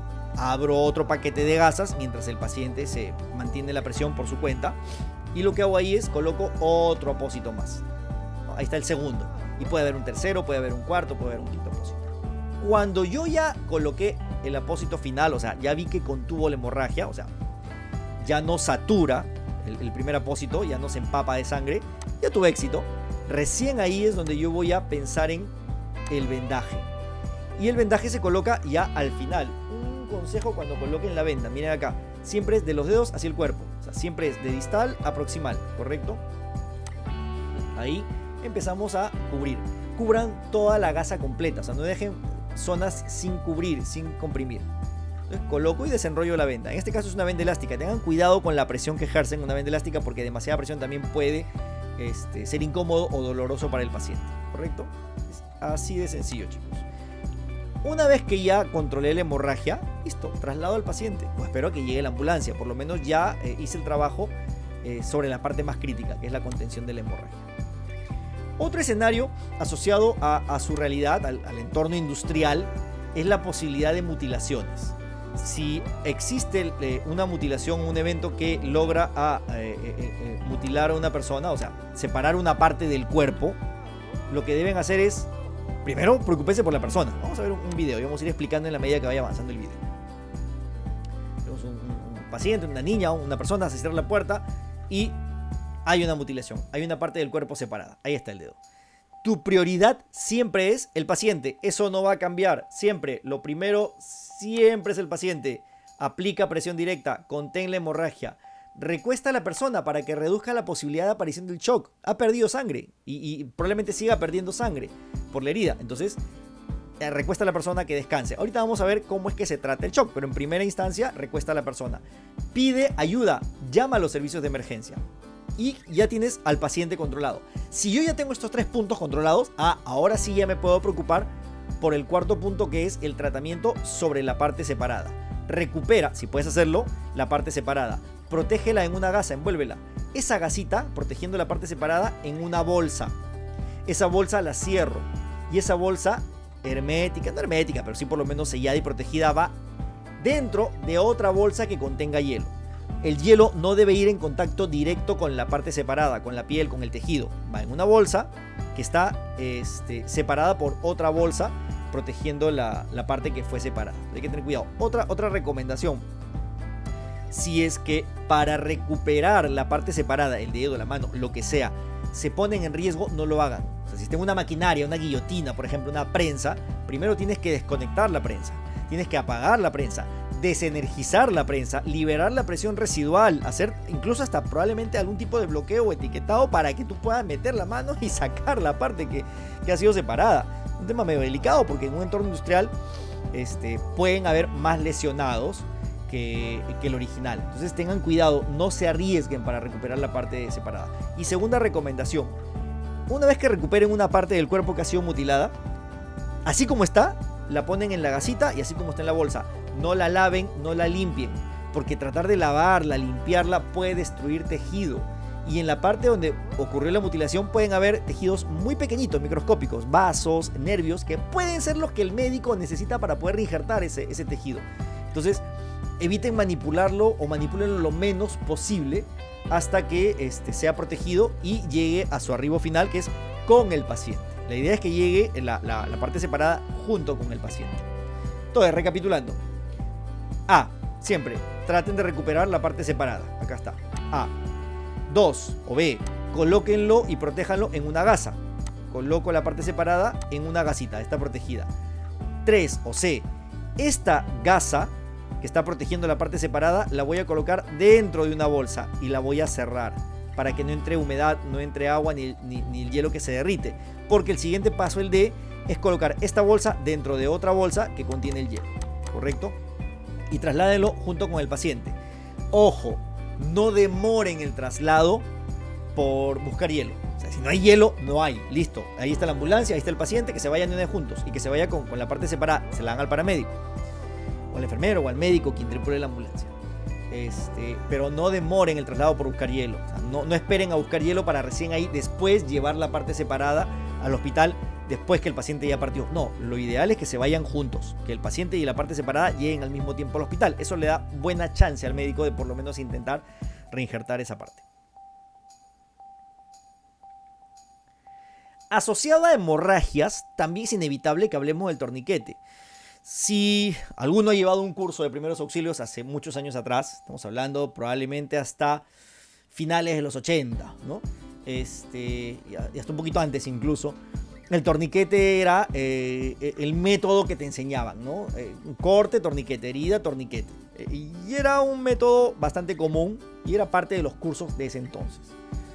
De un tiempo a esta parte, finales de los 80, inicio de los 90, hasta no hace mucho, estamos hablando a mediados de los 2000, inicio de los 2000, el torniquete quedó como proscrito de los procedimientos de atención prehospitalaria, de primeros auxilios, ¿no? Te decían, el torniquete no se usa, no se hace, está prohibido, está mal.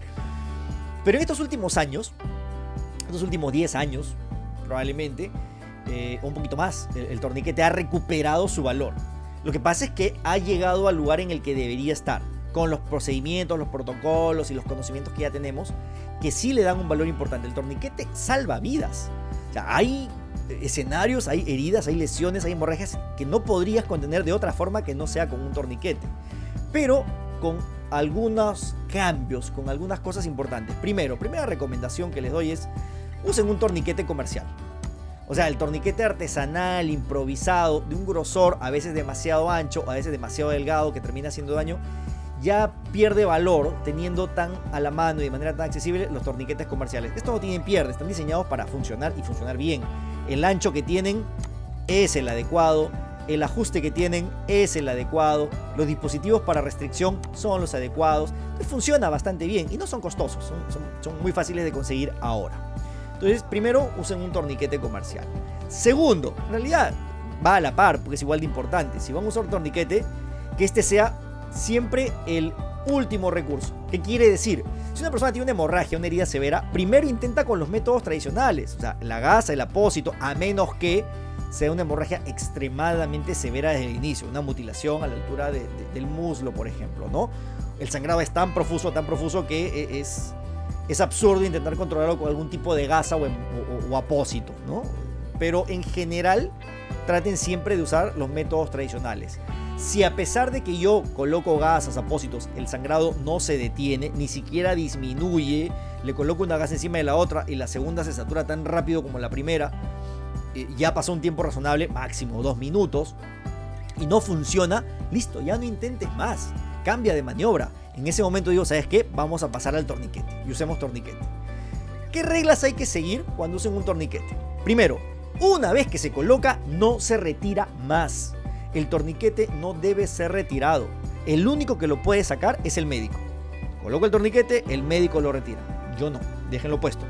Y es importante que siempre coloquen la hora del torniquete, porque para que el médico pueda sacarlo justamente necesita saber cuánto tiempo estuvo puesto. Mientras más tiempo pase, más complicado se vuelve sacarlo. Colocar un torniquete implica destruir tejido, dañar tejido, generar ácido láctico, generar coágulos, que cuando lo libero todo eso viaja al sistema, entra al organismo. Entonces se vuelve peligroso. Entonces, para que el médico sepa cuánto tiempo está puesto ese torniquete, qué tanto daño ha hecho, aparte de saber la vida, también ha generado algo de daño, y pueda tomar precauciones, es importante que sepa a qué hora se puso. Yo puedo poner acá 9:15 de la mañana. No, ahí está la hora. En realidad este espacio en blanco es para eso. Acá se pone la hora. 10:30 am. Para eso sirve ese espacio que tienen los torniquetes junto al velcro, al pega-pega. ¿Cómo se usa un torniquete comercial? Un torniquete táctico. A ver, vamos a ver aquí. Eso que ven ustedes ahí es un torniquete táctico, que es una cinta de nylon con un velcro y un tirabuzón. Todo lo que van a hacer es, van a abrir el torniquete, lo van a colocar, este es el brazo y antebrazo, la extremidad superior de una persona, lo van a colocar a la altura de la mitad del brazo y traten de colocarlo cerca a la zona de la lesión. Por ejemplo, si ustedes ven aquí, en este punto de acá, está la flexura del codo, ¿no? Por aquí está el hombro y por aquí está la muñeca. Digamos que la herida o la lesión que genera la necesidad del torniquete está acá. Acá está la lesión. El torniquete lo están poniendo aquí. O sea, en promedio unos 5 centímetros por encima de la lesión. Un poquito más, un poquito menos, pero traten de no distanciarlo demasiado, porque mientras más lejos está de la lesión, más tejido es el que se va dañando, que se va perdiendo, ¿no? Traten de ponerlo lo más cerca que puedan y te lo permita la lesión. Una vez que yo he colocado el torniquete, vamos a ver acá el paso 2. Ahí está. Cierro el velcro y lo ajusto. Ahí lo ajusto nada más. Y una vez que está ajustado, comienzo a girar el tirabuzón. Y giro, y giro, y giro, y giro. Tantas veces como sea necesario hasta que se detenga el sangrado. Y ahí lo pongo en su freno. El torniquete comercial, el táctico, tiene un propio freno. Y cierro el velcro. Ahora, insisto, ¿cuántas veces giro? No hay una cantidad específica. Giras hasta que se detenga el sangrado. Una vez que ya dejó de sangrar, ya está. Tu torniquete funcionó, tuvo éxito. Una vez que yo he colocado el torniquete, ya lo cerré, ya puse el velcro para poder tapar la cinta que va por encima. Ahora voy a tomar el pulso distal, en la muñeca, por ejemplo. Obviamente lo tomas en la zona que has colocado el torniquete. O sea, se toma en el brazo del torniquete. Se toma en el empeine del pie en el que has puesto el torniquete. El pulso no tiene que estar. O sea, yo tomo el pulso y al tomar el pulso, no debo sentir el pulso. Si siento el pulso, quiere decir que hay circulación. Entonces el torniquete no ha sido eficiente. Para que yo pueda decir que el torniquete ha tenido éxito, lo que debo hacer es, tomo el pulso y no debe haber pulso en esa mano, en esa zona, en ese punto distal. Correcto, o sea, ha cortado completamente la circulación y eso es lo que buscamos. Y una vez que he determinado que sí, no hay pulso, se ha cortado la circulación, entonces anoto la hora en la que lo puse. 11:34, dice ahí. A las 11 de la mañana se puso. El médico sabe que si el paciente llega al mediodía, va media hora con el torniquete. Llega a las 2 de la tarde, ya tiene 2 horas casi con ese torniquete, ¿no? Es importante anotar la hora al final.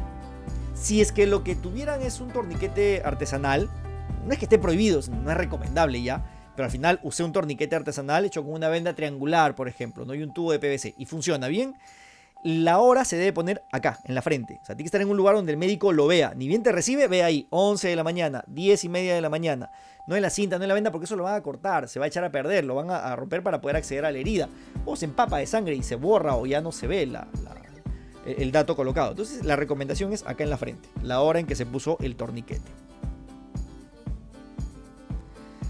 Otra posibilidad, si hablamos de hemorragias, de heridas, es que la lesión sea provocada por un objeto que perforó y salió. Acá, por ejemplo, ¿no? Entra un tubo, entra un fierro, hace daño, daña y sale. Entonces, si se hubiera quedado, probablemente las cosas sean mejores, porque ese objeto que ingresa sirve también de tapón. Mientras no lo muevas, el paciente puede esperar relativamente bien. Pero ¿qué pasa si es que el objeto entra y sale? Acá queda una abertura y por acá va a salir la sangre y puede salir sangre. Y el problema es que si yo pongo una gasa acá y presiono, no va a servir de mucho porque el daño está al fondo. De repente por acá está pasando la arteria y acá ha sido el corte. Entonces la arteria sangra por acá y la sangre va a salir, va a salir, va a salir. Pero por más que yo coloque el apósito y presione acá afuera, nunca voy a llegar a comprimir la arteria. Lo que yo quiero es comprimir esta arteria. Entonces, en heridas profundas, por objetos que se han incrustado, la recomendación es hacer una técnica llamada de empaquetado. Acá, miren acá, vamos a ver. Ahí está, miren acá. Tengo la herida, está sangrando. Lo que hago es introduzco y empaqueto. Gasa, esto es una gasa, no es una venda elástica, es una gasa enrollada, pero es una gasa. Y voy a introducir todo hasta que cubra completamente la perforación, la herida perforante o penetrante, teniéndose ahí paso de lado a lado del cuerpo. Y ahí presiono, pero una vez que ya empaqueté todo, o sea, ahí mantengo la presión y buena presión. Y acá es más complicado, es difícil vendar, acá va a ser poco probable que puedas tener éxito vendando. Acá en realidad lo que hay que hacer es sujetar hasta que llegue la ambulancia o llegues al centro hospitalario o arriben los servicios de emergencia. Sea como sea, hayas contenido la hemorragia a tiempo, de inmediato o te hayas demorado un poco, el problema que has solucionado es la hemorragia, pero hay un problema más. La sangre que ya perdió, ya no la puedes recuperar en ese momento. Entonces ese paciente, por más que detenga la hemorragia, ha perdido sangre, ya perdió sangre. Y lo que va a pasar es que ese paciente se va a chocar, o su probabilidad de chocarse es muy alta, de entrar en shock, ¿no? ¿Qué puedo hacer yo para reducir o demorar por lo menos la aparición del shock? Por lo menos hasta que llegue la ambulancia, esos 10 minutos que puede tomar en llegar el servicio de emergencia. Primero, recuesten a la persona, o sea, eviten que consuma oxígeno, nutrientes, recursos, que su metabolismo baje al mínimo. Recuéstalo y que descanse. Una vez que lo han recostado, si pueden hacerlo, o sea, si no hay lesiones y es seguro, eleven las piernas. ¿Qué quiere decir? Van a poner algo, un objeto, que tenga una altura razonable, unos 30 centímetros, por ejemplo, ¿no? Tampoco más, o sea, 40, 50 ya es demasiado. Menos que eso tampoco funciona muy bien. Unos 30 centímetros en promedio, una maleta pequeña, puede funcionar. Al elevar las piernas, todo el volumen de sangre que tienes en las extremidades inferiores, que es bastante, casi la mitad de tu volumen está acá, lo que va a pasar es que por gravedad va a bajar. Y por gravedad va a irse hacia donde me interesa, que vaya a los órganos más importantes, sobre todo, ¿no? Corazón y cerebro, ¿no? Entonces, lo que hago yo es, por lo menos, le doy un volumen y un suministro de sangre a aquellos órganos que lo requieren con más necesidad. Segundo, aparte de recostarlo y elevar las piernas, lo que pueden hacer, y ayuda muchísimo, es abriguen al paciente. Si una persona ha perdido sangre, tiene hemorragia, también ha perdido o ha reducido su capacidad para regular su temperatura. Entonces, abriguen al paciente. Pueden ponerle chompas, mantas encima. Si tienen una manta de estas aluminizadas, que son las mantas de rescate, que las venden en las tiendas de campamentos ahora, que en las embarcaciones, por ejemplo, están entre los kits de emergencia, de supervivencia, usen esta manta y abríguenlo. Es espectacular, ayuda muchísimo. Y si pueden hacerlo, si lo tienen disponible en la planta, en el tópico, provean el oxígeno. El oxígeno es una cosa extraordinaria para un paciente que ha tenido una hemorragia. Tiene poca sangre porque ha perdido sangre. Por lo menos la poca sangre que le queda en el cuerpo, esa que distribuye hacia los órganos y tejidos, sea una sangre que esté bien saturada de oxígeno, ¿no? Que tenga la mayor cantidad de oxígeno. Y hay que ser agresivos. Acá máscara con bolsa de reservorio a 15 litros por minuto. O sea, denle todo lo que puedan darle. Esto lo hago por protocolo, o sea, siempre lo voy a hacer. Tuvo una hemorragia, recuéstalo, abrígalo, eleva las piernas y si puedes darle oxígeno. Pero hay señales que te pueden decir de manera mucho más evidente que ese paciente se está chocando, está entrando en shock. La piel va a estar pálida, no tiene sangre, o sea, ha perdido sangre, va a perder color, va a estar fría y sudorosa. La presión arterial va a comenzar a descender. O sea, una persona, un adulto promedio, sano, debe tener una presión arterial que está alrededor de los 120 sobre 80 milímetros de mercurio. Una persona que ha perdido sangre, que ha tenido una hemorragia severa, que se está chocando, probablemente su presión arterial comience a bajar, ¿no? Y puede estar en 90 sobre 60 milímetros de mercurio, ¿no? Una cosa incluso más baja. Pero, en contraparte, el pulso y la respiración comienzan a acelerarse. Como tiene poca sangre, necesita compensar. Como tiene poca saturación de oxígeno, necesita compensar. Entonces va a respirar de manera mucho más acelerada. Y el corazón va a tener que esforzarse para distribuir con más fuerza esa poquita sangre que le queda.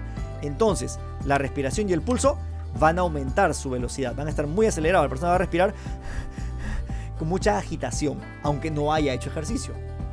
Normalmente el shock, en los escenarios que estamos viendo nosotros, está asociado a una hemorragia severa. Y ojo, no tiene que ser visible, porque yo puedo ver acá la mancha de sangre y sí, pues hay una hemorragia, hay que buscar la herida, hay que tratarla. Pero de repente no hay sangre, pero la persona cayó, se golpeó de manera muy severa en un objeto romo que no tiene punta y pudo dañar un órgano interno. Y tienes una hemorragia que es interna, que no necesariamente la vas a ver en ese momento, pero sí puedo tratar el shock y reducir el impacto de esta hemorragia. En el caso de quemaduras, nosotros vamos a ver varios tipos de quemaduras. Quemaduras térmicas, químicas, eléctricas. Vamos con la primera, que es las quemaduras térmicas, aquellas provocadas por una temperatura extrema, ¿no? Frío o calor. Lo primero que deben hacer en una quemadura térmica, por calor sobre todo, es enfríen de inmediato el área con agua que esté fluyendo, agua que caiga. Un cañito, una ducha de emergencia en los vestidores, en la cocina. Agua que esté fluyendo, de manera que el intercambio de calor se optimice. Si el agua está fluyendo, va a enfriar de manera mucho más rápida, mucho más agresiva, y eso es mejor para el paciente. Correcto.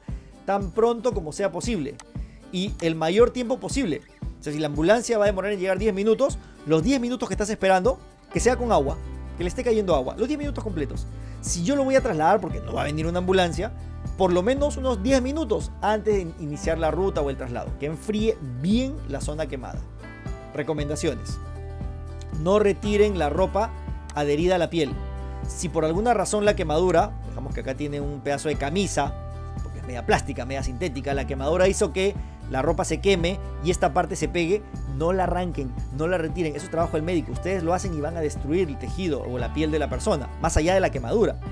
Lo que pueden hacer sí es con una tijera de repente cortar la ropa suelta, ¿no? Toda la ropa que está suelta, cortarla y retirarla. Pero la parte que está pegada, déjenla pegada. Eso no se debe retirar.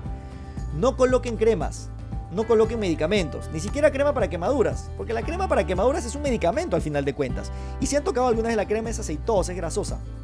Entonces ustedes la colocan en el paciente y cuando llegue al hospital lo primero que va a hacer el médico es retirar esa crema. O sea, tiene que sacar todo lo que le has puesto para poder ver qué está pasando y para poder darle el tratamiento adecuado. Entonces, es hacer sufrir innecesariamente al paciente. No le coloques nada. Agua, simplemente para enfriar. Podrían usar eventualmente los gel para quemaduras, que es un gel a base de agua, que también tiene algo de analgésico.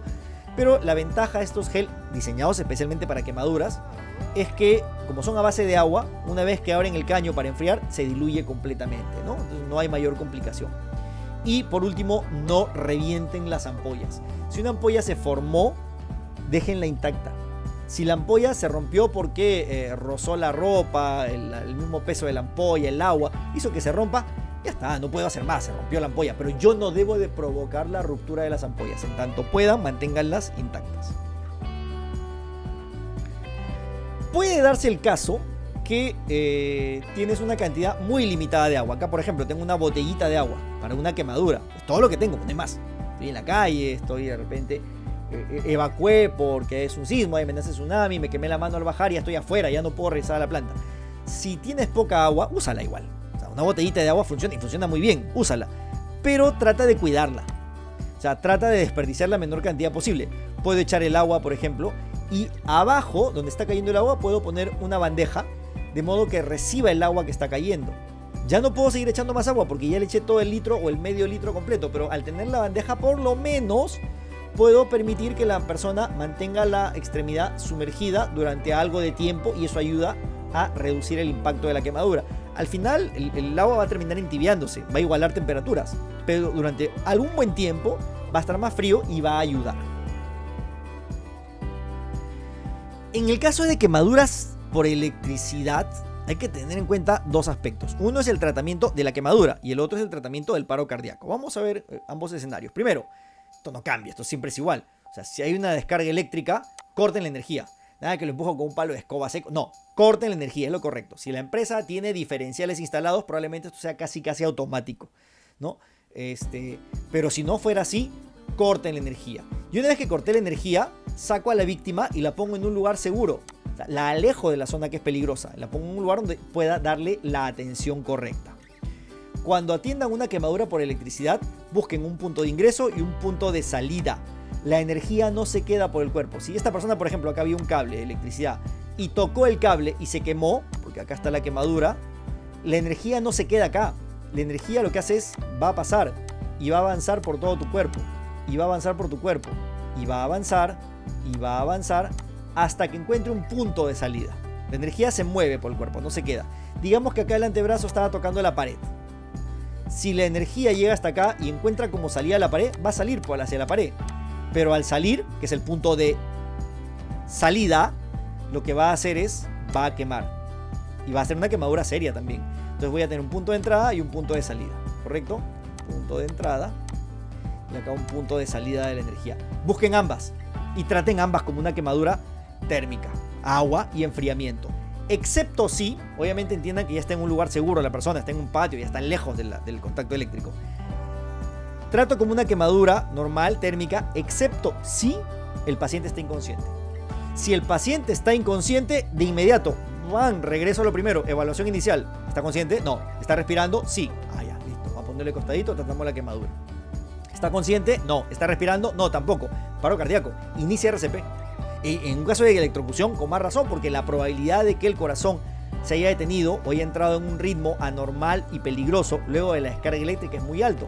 Entonces, de inmediato, ¿está inconsciente? Sí. ¿No está respirando? Inicia RCP. No pierdas tiempo. Y todo lo que hagas, llamar a la ambulancia, pedir ayuda, que sea mientras tú haces RCP. Lo hace otra persona mientras tú haces RCP. Si pueden hacerlo, si lo tienen disponible en la empresa, en la planta, pidan un desfibrilador automático externo. Correcto. Ya ahora es obligatorio en varios lugares, en determinados tipos de negocios, de atención al público sobre todo. Pero cada vez se vuelve más común, ¿no? El tener un desfibrilador. Si lo tienen, pídanlo de inmediato.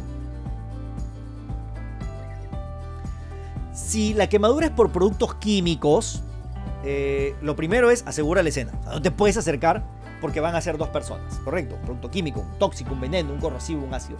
Primero, asegura la escena. Si la escena es segura, puedes acercarte.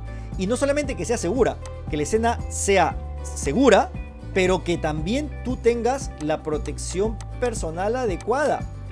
Correcto, o sea, hay un derrame de un producto que es tóxico, de un corrosivo.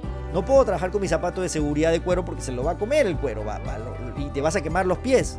O se va a incendiar, si es eléctrico, por ejemplo, incendia algunos materiales orgánicos.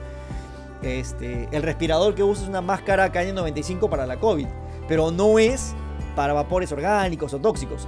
Necesito una máscara especial. Entonces, cuando hablamos de productos químicos peligrosos, ahí hay que tener especial atención con la protección que usan, el equipo de protección personal. Entonces, si el lugar es seguro, si estoy bien equipado, ok, puedo entrar y ayudar a la persona. Y ojo, la atención de la persona no se da dentro del ambiente. O sea, entrar con un EPP no es para atender a la persona, es para sacar a la persona. Y afuera, en un lugar seguro, se le descontamina, se le lava, y luego de eso ya se le atiende. ¿Correcto? ¿Qué otra cosa es importante? Que ubiquen las hojas de seguridad, las MSDS, FDS, de ficha de seguridad, HDS, de hoja de seguridad, como quieran llamarlo. La hoja de datos de seguridad tienen que ubicarla, porque esta te va a decir qué es lo que tienes que hacer. Ahí están las indicaciones de qué hacer en caso de incendio, qué hacer en caso de derrame, qué hacer en caso de fuga, qué hacer en caso de contacto con primeros auxilios, cómo es la manipulación segura, con qué es incompatible. Todo está en la hoja de seguridad. Entonces pidan la hoja de seguridad para que puedas atenderlo de manera correcta, técnica, para que nada que vayas a hacer vaya a empeorar la situación. Laven a las personas, descontamínenlas completas, usen agua para lavar y usen agua en grandes cantidades. Pueden usar una manguera contra incendio. Los bomberos usamos mangueras contra incendio, por ejemplo. A un alto caudal, pero a una baja presión, ¿no? Pero hay que tener cuidado porque puede lesionar a las personas con la presión que sale de una manguera contra incendio. Pero si tengo 10, 15 personas contaminadas, no, si te pones a lavar una por una y te demoras 10 minutos por cada una, la última va a pasar recién después de hora y media o dos. Entonces no tiene mucho sentido. Necesito ahí optimizar las cosas. Una manguera contra incendio podría servir. Si tienes una sola persona contaminada, listo, lleva al caño o a la ducha de emergencia o al vestidor. Pero si son varias, consideren algunas alternativas. Una recomendación especial. Si el producto con el cual tuvieron contacto o el químico está en polvo, en sólido particulado, cal, por ejemplo, soda cáustica, ¿no? Escama de soda cáustica que tiene polvito también. No echen el agua directamente si no tienen el suficiente volumen. tengo un volumen grande, una ducha de emergencia, una manguera contra incendio, listo, dale. Pero si tengo un volumen chiquito, como un lavaojos, por ejemplo, acá, que es un volumen muy pequeñito, una botella de agua del botiquín, antes de echar el agua, primero limpien todo ese polvo con una gasa seca, limpia y seca. Y una vez que limpié todo ese remanente de polvo, lo que hago es recién ahí el agua. Si echo el agua encima del polvo, se va a formar barro y va a seguir quemando y va a ser más difícil de remover de encima de la persona, ¿correcto? La descontaminación es prioridad, siempre. Y ojo, cuando hablo de descontaminación no solamente hablo de lavar a la persona, sino quitarle todo agente contaminante. Eso implica que si una persona se contaminó, tienes que sacarle la ropa, las alhajas, los relojes, todo aquello, los anillos que pueda mantener material químico que esté impregnado o que pueda reaccionar con el metal, puede reaccionar con varios químicos, ¿correcto? Entonces retiren toda la ropa, prendas y alhajas contaminadas. Otro escenario que puede ocurrir en su entorno, que es particular de su entorno, que es el tema de trabajar en una zona industrial cerca al mar, ¿no? El verano debe ser con una temperatura muy alta, es el agotamiento por calor y el golpe de calor. Ambos son estamentos de un mismo escenario, pero que va aumentando la gravedad. Primero, el agotamiento por calor es una combinación de calor, ejercicio extenuante. Estos dos no son tan extraños porque creo que todos en algún momento hemos trabajado en algún lugar donde hace calor. Yo he ido a sus plantas varias veces y en verano debe hacer muchísimo calor. Encima que tiene que trabajar con manga larga porque es un protocolo de seguridad y está bien por un tema industrial. Y el hecho de hacer un trabajo extenuante tampoco es nada fuera de lo común. Muchas personas tenemos trabajos que pueden ser por momentos muy exigentes físicamente. Entonces, la combinación de calor y ejercicio se van a unir, pero necesitan un tercer componente, que este sí es crítico y es el que solemos descuidar: la pérdida de líquido en forma de sudor y la ausencia de reposición. Entonces, si hace mucho calor, haces ejercicio, vas a sudar. Y si vas a sudar, te deshidratas. Mientras te estés hidratando, las cosas no van a pasar a mayores porque tu cuerpo va a tener insumos para poder controlar su temperatura y nunca va a subir. Va a estar ahí fluctuando entre una temperatura soportable. Pero si trabajas desde las 9 de la mañana en planta, en el sol, al mediodía, en febrero, con manga larga, cargando costales, y a las 2 de la tarde te has ido de largo, y a las 3 de la tarde sigue de largo y recién a esa hora paras para almorzar, o a las 2 o a la 1, y en esas 4, 5, 6 horas no has tomado nada de líquido, tu cuerpo va a pedir pausa. Tu cuerpo va a decir, ok, ya no puedo sudar más, porque ya no tengo de dónde sacar agua. Y ahí es peligroso, porque no solamente vas a entrar a agotamiento, podrías entrar a golpe de calor, y eso es mortal. Entonces, recomendación: hidrátense permanentemente. Pero si eso no funcionó, si la persona ya cayó en una condición de agotamiento o golpe de calor, sáquenlo de la zona calurosa de inmediato. Si tengo una zona abierta, a la sombra de inmediato. Retiren tanta ropa como sea posible, saquen toda la ropa, enfríen a la persona usando rocío de agua, spray alrededor, o pueden usar paños húmedos como estos de acá, que son como radiadores. Están poniéndolos en el cuello, en las axilas y en la ingle. ¿Por qué? Este paño está mojado, está frío, es un pedazo de tela, una toalla empapada en agua. ¿Qué va a pasar? La circulación va a mandar la sangre por los vasos, llega acá, da la vuelta y vuelve a regresar, ¿correcto? Vuelve a regresar. Pero cuando la sangre pasa por aquí, se enfría. Entonces llega fría a toda esta zona. Entonces lo que va a pasar es que regresa fría. Vuelve a pasar por acá y se enfría más. Y va a regresar y se enfría más. Y va a llegar fría y se distribuye fría. Entonces, al poner yo radiadores, lo que estoy haciendo es comenzar a ayudar a que se enfríe mucho más rápido esa sangre que tiene el paciente dentro de su organismo. En contraparte, el escenario opuesto es el de hipotermia, donde la exposición al frío constante y a temperaturas muy bajas puede hacer que la temperatura corporal baje a niveles que son peligrosos. ¿Qué deben hacer? Y ojo, no hay que estar en un lugar agreste, ni en la sierra a menos 10 grados, menos 5 grados, en una mina para caer en hipotermia.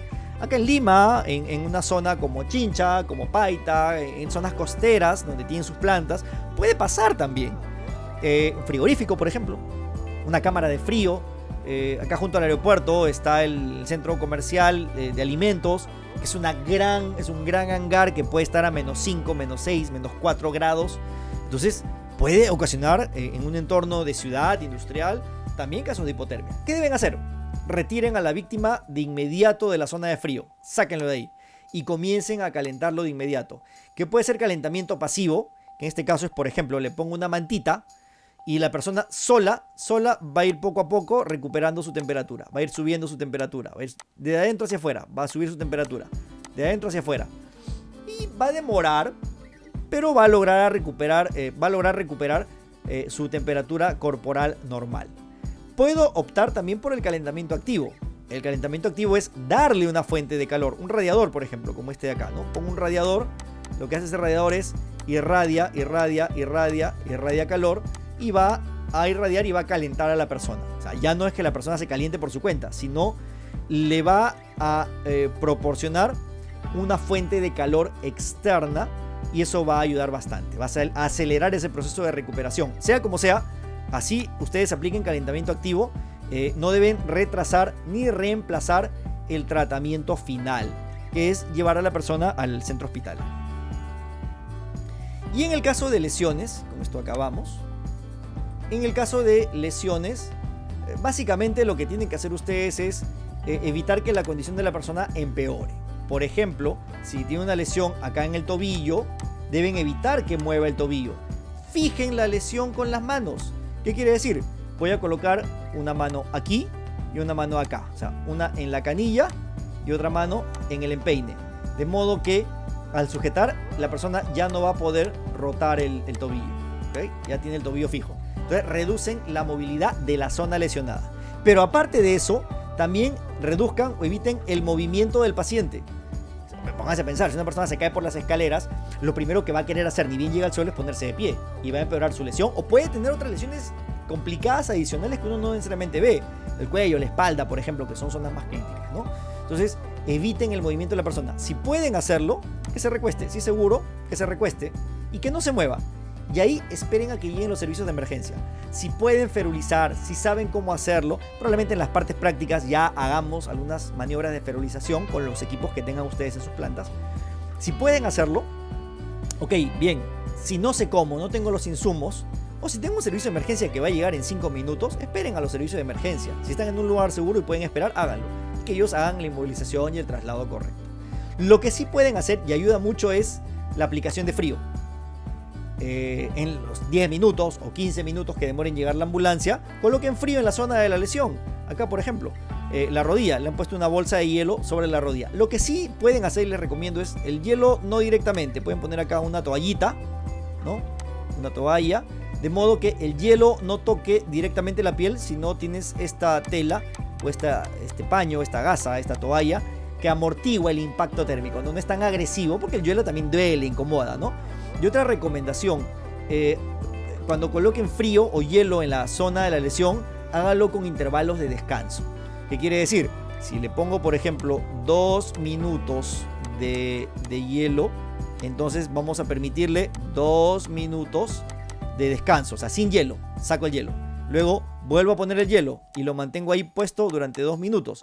Lo retiro y le dejo 2 minutos sin hielo, de manera que no sea un contacto permanente con el hielo durante 10 o 15 minutos hasta que llegue la ambulancia, ¿no? Den intervalo de descanso para que sea más llevadero, ¿no? Si el paciente puede aguantar en vez de 2, 3, 4, 5 minutos, denle el tiempo que el paciente pueda soportar, tenga a bien soportar. Dentro de las acciones de respuesta a emergencias, en cuanto a primeros auxilios, el peor escenario, el más complicado, el más grave que podríamos encontrar eventualmente es el de paro cardíaco, o sea, la necesidad de aplicar RCP. Ya lo vimos al inicio en la evaluación inicial. La evaluación inicial incluía evaluar si el paciente está consciente, está respirando o si tiene algún tipo de hemorragia severa. Ahora, en esa evaluación inicial, si se cumple con que el paciente está, 1, inconsciente y 2, no está respirando, la acción inmediata es inicia RCP. Y todo lo que hagas tiene que ser con un rescatista haciendo la maniobra de RCP hasta que llegue la ambulancia. Y el alertar a los servicios de emergencia y el tratar otras lesiones y otras personas será en función a que alguien mantenga la maniobra de RCP. La maniobra de RCP la vamos a ejecutar y practicar en físico, en el lugar. Eso se hace con maniquís. Es imposible aprender RCP viendo fotitos o videos. Eso no lo vamos a pretender ahora, pero por lo menos entender cómo funciona, cuáles son los principios básicos para ya poder luego desarrollar la destreza en la parte práctica. Básicamente el RCP es comprimir el centro del tórax. Lo que debemos hacer es comprimir el centro del tórax de manera rápida y fuerte. Para hacerlo sencillo y resumido, lo que vamos a hacer es que acá debemos de comprimir el tórax por lo menos en un adulto de 5 a 6 centímetros. En un adulto. Y la velocidad de compresiones, la frecuencia son de 120 compresiones por minuto. Es el ratio, es la frecuencia. No quiere decir que voy a comprimir durante un minuto, porque en realidad la compresión es desde que inicias la maniobra hasta que llegue el servicio de emergencia. Si son 2, 3, 4, 10, 15 minutos, los 15 minutos harás RCP. Pero en cada minuto tú tienes que haber comprimido por lo menos 120 veces. Ese es el ratio, esa es la frecuencia. La ubicación es en el centro del tórax siempre. ¿Cómo funciona la RCP? ¿O cuál es la razón de ser la RCP? ¿O cuáles son los principios básicos de la RCP?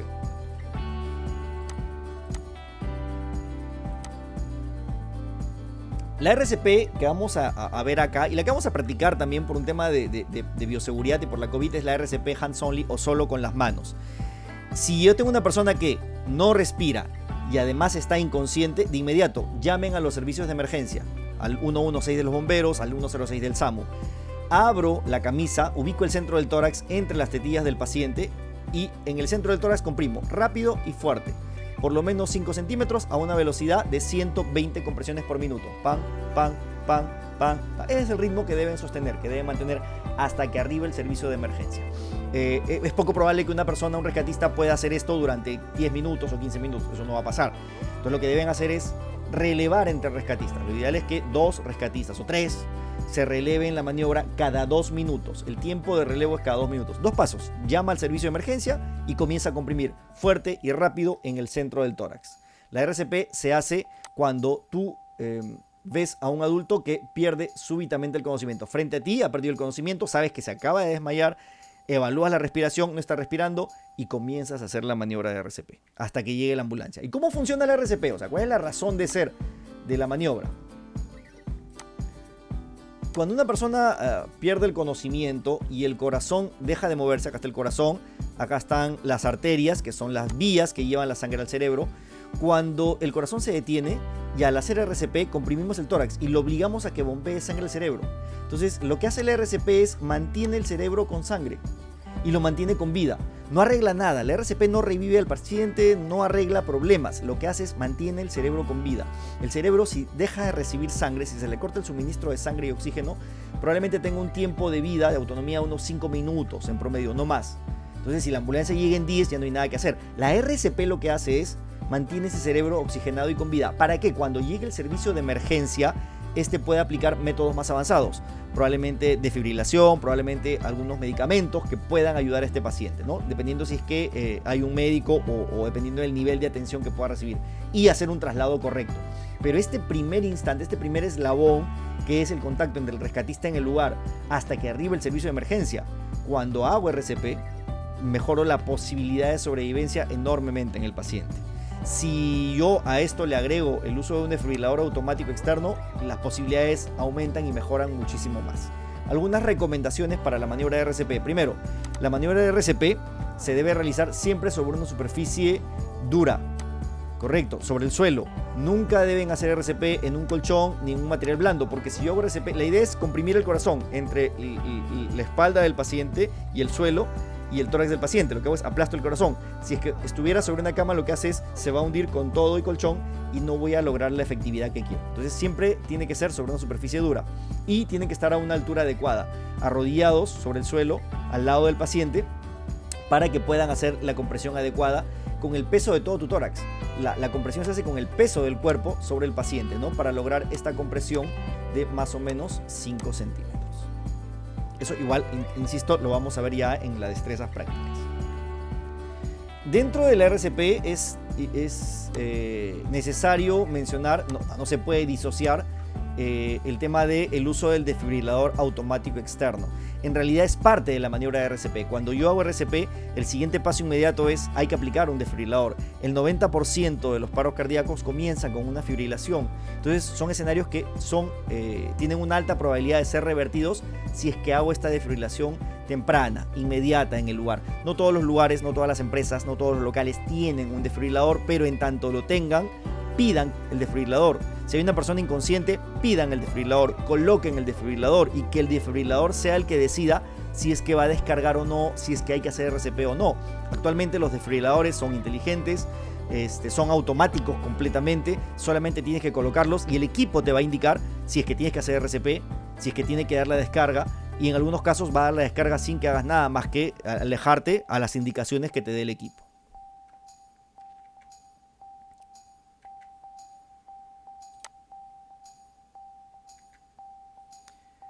Otra cosa que tienen que tomar en cuenta es que si es que hay una persona que está inconsciente y está respirando, digamos que respira, ok, no hay que hacer RCP porque está inconsciente, pero sí está respirando.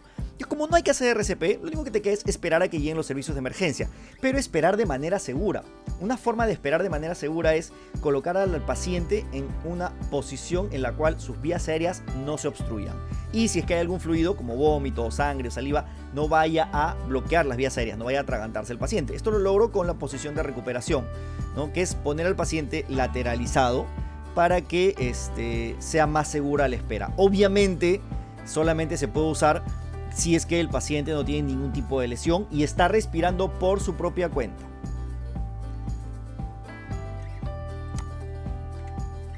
La forma de colocar a un paciente en posición de recuperación es muy sencilla. Lo que hacen es ubican al paciente, las extremidades que están hacia el lado del rescatador quedan extendidas, las extremidades opuestas quedan dobladas. Acá voy a doblar la extremidad opuesta y una vez que he logrado eso, giro al paciente. Esta rodilla sirve de freno y la mano que doblé sirve de apoyo para la cabeza. Entonces, cualquier fluido, vómito, sangre, saliva, la misma lengua, que es un músculo que va a quedar sin rigidez, lo que va a pasar es va a caer hacia un lado y reduce bastante la posibilidad de la obstrucción de vías aéreas. Y es una forma segura de esperar. Y finalmente, un escenario más que debemos considerar, que insisto, esto también lo vamos a practicar ya de manera presencial, son las maniobras para liberar vías aéreas. Cuando hay una obstrucción de vías aéreas por cuerpo extraño, o base, obstrucción de vías aéreas por cuerpo extraño. Lo primero es identificar si la obstrucción es severa, o sea, si es total o parcial. ¿Cómo? Sencillo, pregúntenle al paciente. Aunque parezca una pregunta muy primaria, muy básica, pregúntele, ¿te estás atragantando? ¿Puedes hablar? Si el paciente habla, emite cualquier sonido, te dice sí o tose, la obstrucción no es severa, no es total. Déjalo que el paciente libere vías por su cuenta. Incítalo a toser, libera espacio alrededor para que tenga la comodidad de poder trasladarse, moverse, pero no vayas a aplicar ninguna maniobra. Solamente aplicamos la maniobra de compresiones en el diafragma si es que la víctima, si el paciente al hacerle dos preguntas tan elementales, no responde. Si el paciente no puede hablar, no emite ningún sonido, quiere decir que la obstrucción es total, no hay paso de aire. Entonces ahí sí yo debo de iniciar la maniobra de compresiones. ¿Cómo realizamos la maniobra? Lo que hacemos es, vamos a sujetar un puño de nuestra mano con la otra mano y vamos a ubicarnos a la altura del ombligo del paciente. Acá está el ombligo del paciente. Ahí, inmediatamente por encima del ombligo del paciente, arribita del ombligo, ahí vamos a colocar el puño de la mano y vamos a aplicar compresiones rápidas y fuertes en una línea recta hacia arriba. No es un gancho, es una línea recta hacia arriba. ¿Para qué? La idea es comprimir el diafragma. Acá tenemos un músculo muy grande que es el diafragma, que es el principal músculo de la respiración. Cuando el diafragma sube, de cierto modo comprime los pulmones y lo que hace es aumenta la presión y obliga al objeto a salir. Entonces, la idea es comprimir el diafragma con toda tu fuerza en una línea recta hacia arriba. ¿No? Acá hay otra imagen. La compresión es acá. El diafragma está por acá aproximadamente. Acá está el ombligo del paciente. Entonces, lo que hacemos es colocamos el puño acá, arribita del ombligo, para que el diafragma suba de manera violenta, aumente la presión y el objeto sale por ese aumento de presión. Esa es la idea de la maniobra de RCP, de Obase, perdón, y eso lo vamos a practicar nosotros ya en planta con los maniquís. Y la maniobra funciona. Y la maniobra funciona bastante bien, si es que la hago bien y a tiempo, ¿no? La idea es que no solamente esté bien hecha, sino que sea oportuna. Este es un ejemplo, esta es una cámara de seguridad de un bar en Estados Unidos. El paciente está acá, se atora, es evidente, se acerca el camarero, comprime un par de veces. Si ven, está muy arriba las manos, pero él corrige, eso es bueno, corrige y comprime más abajo, ya en el diafragma.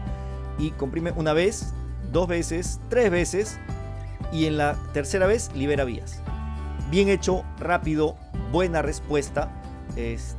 Corrigió, eso es loable, o sea, vio que no funcionaba, reacomodó al punto correcto de compresión, y la maniobra funcionó y liberó vías la persona.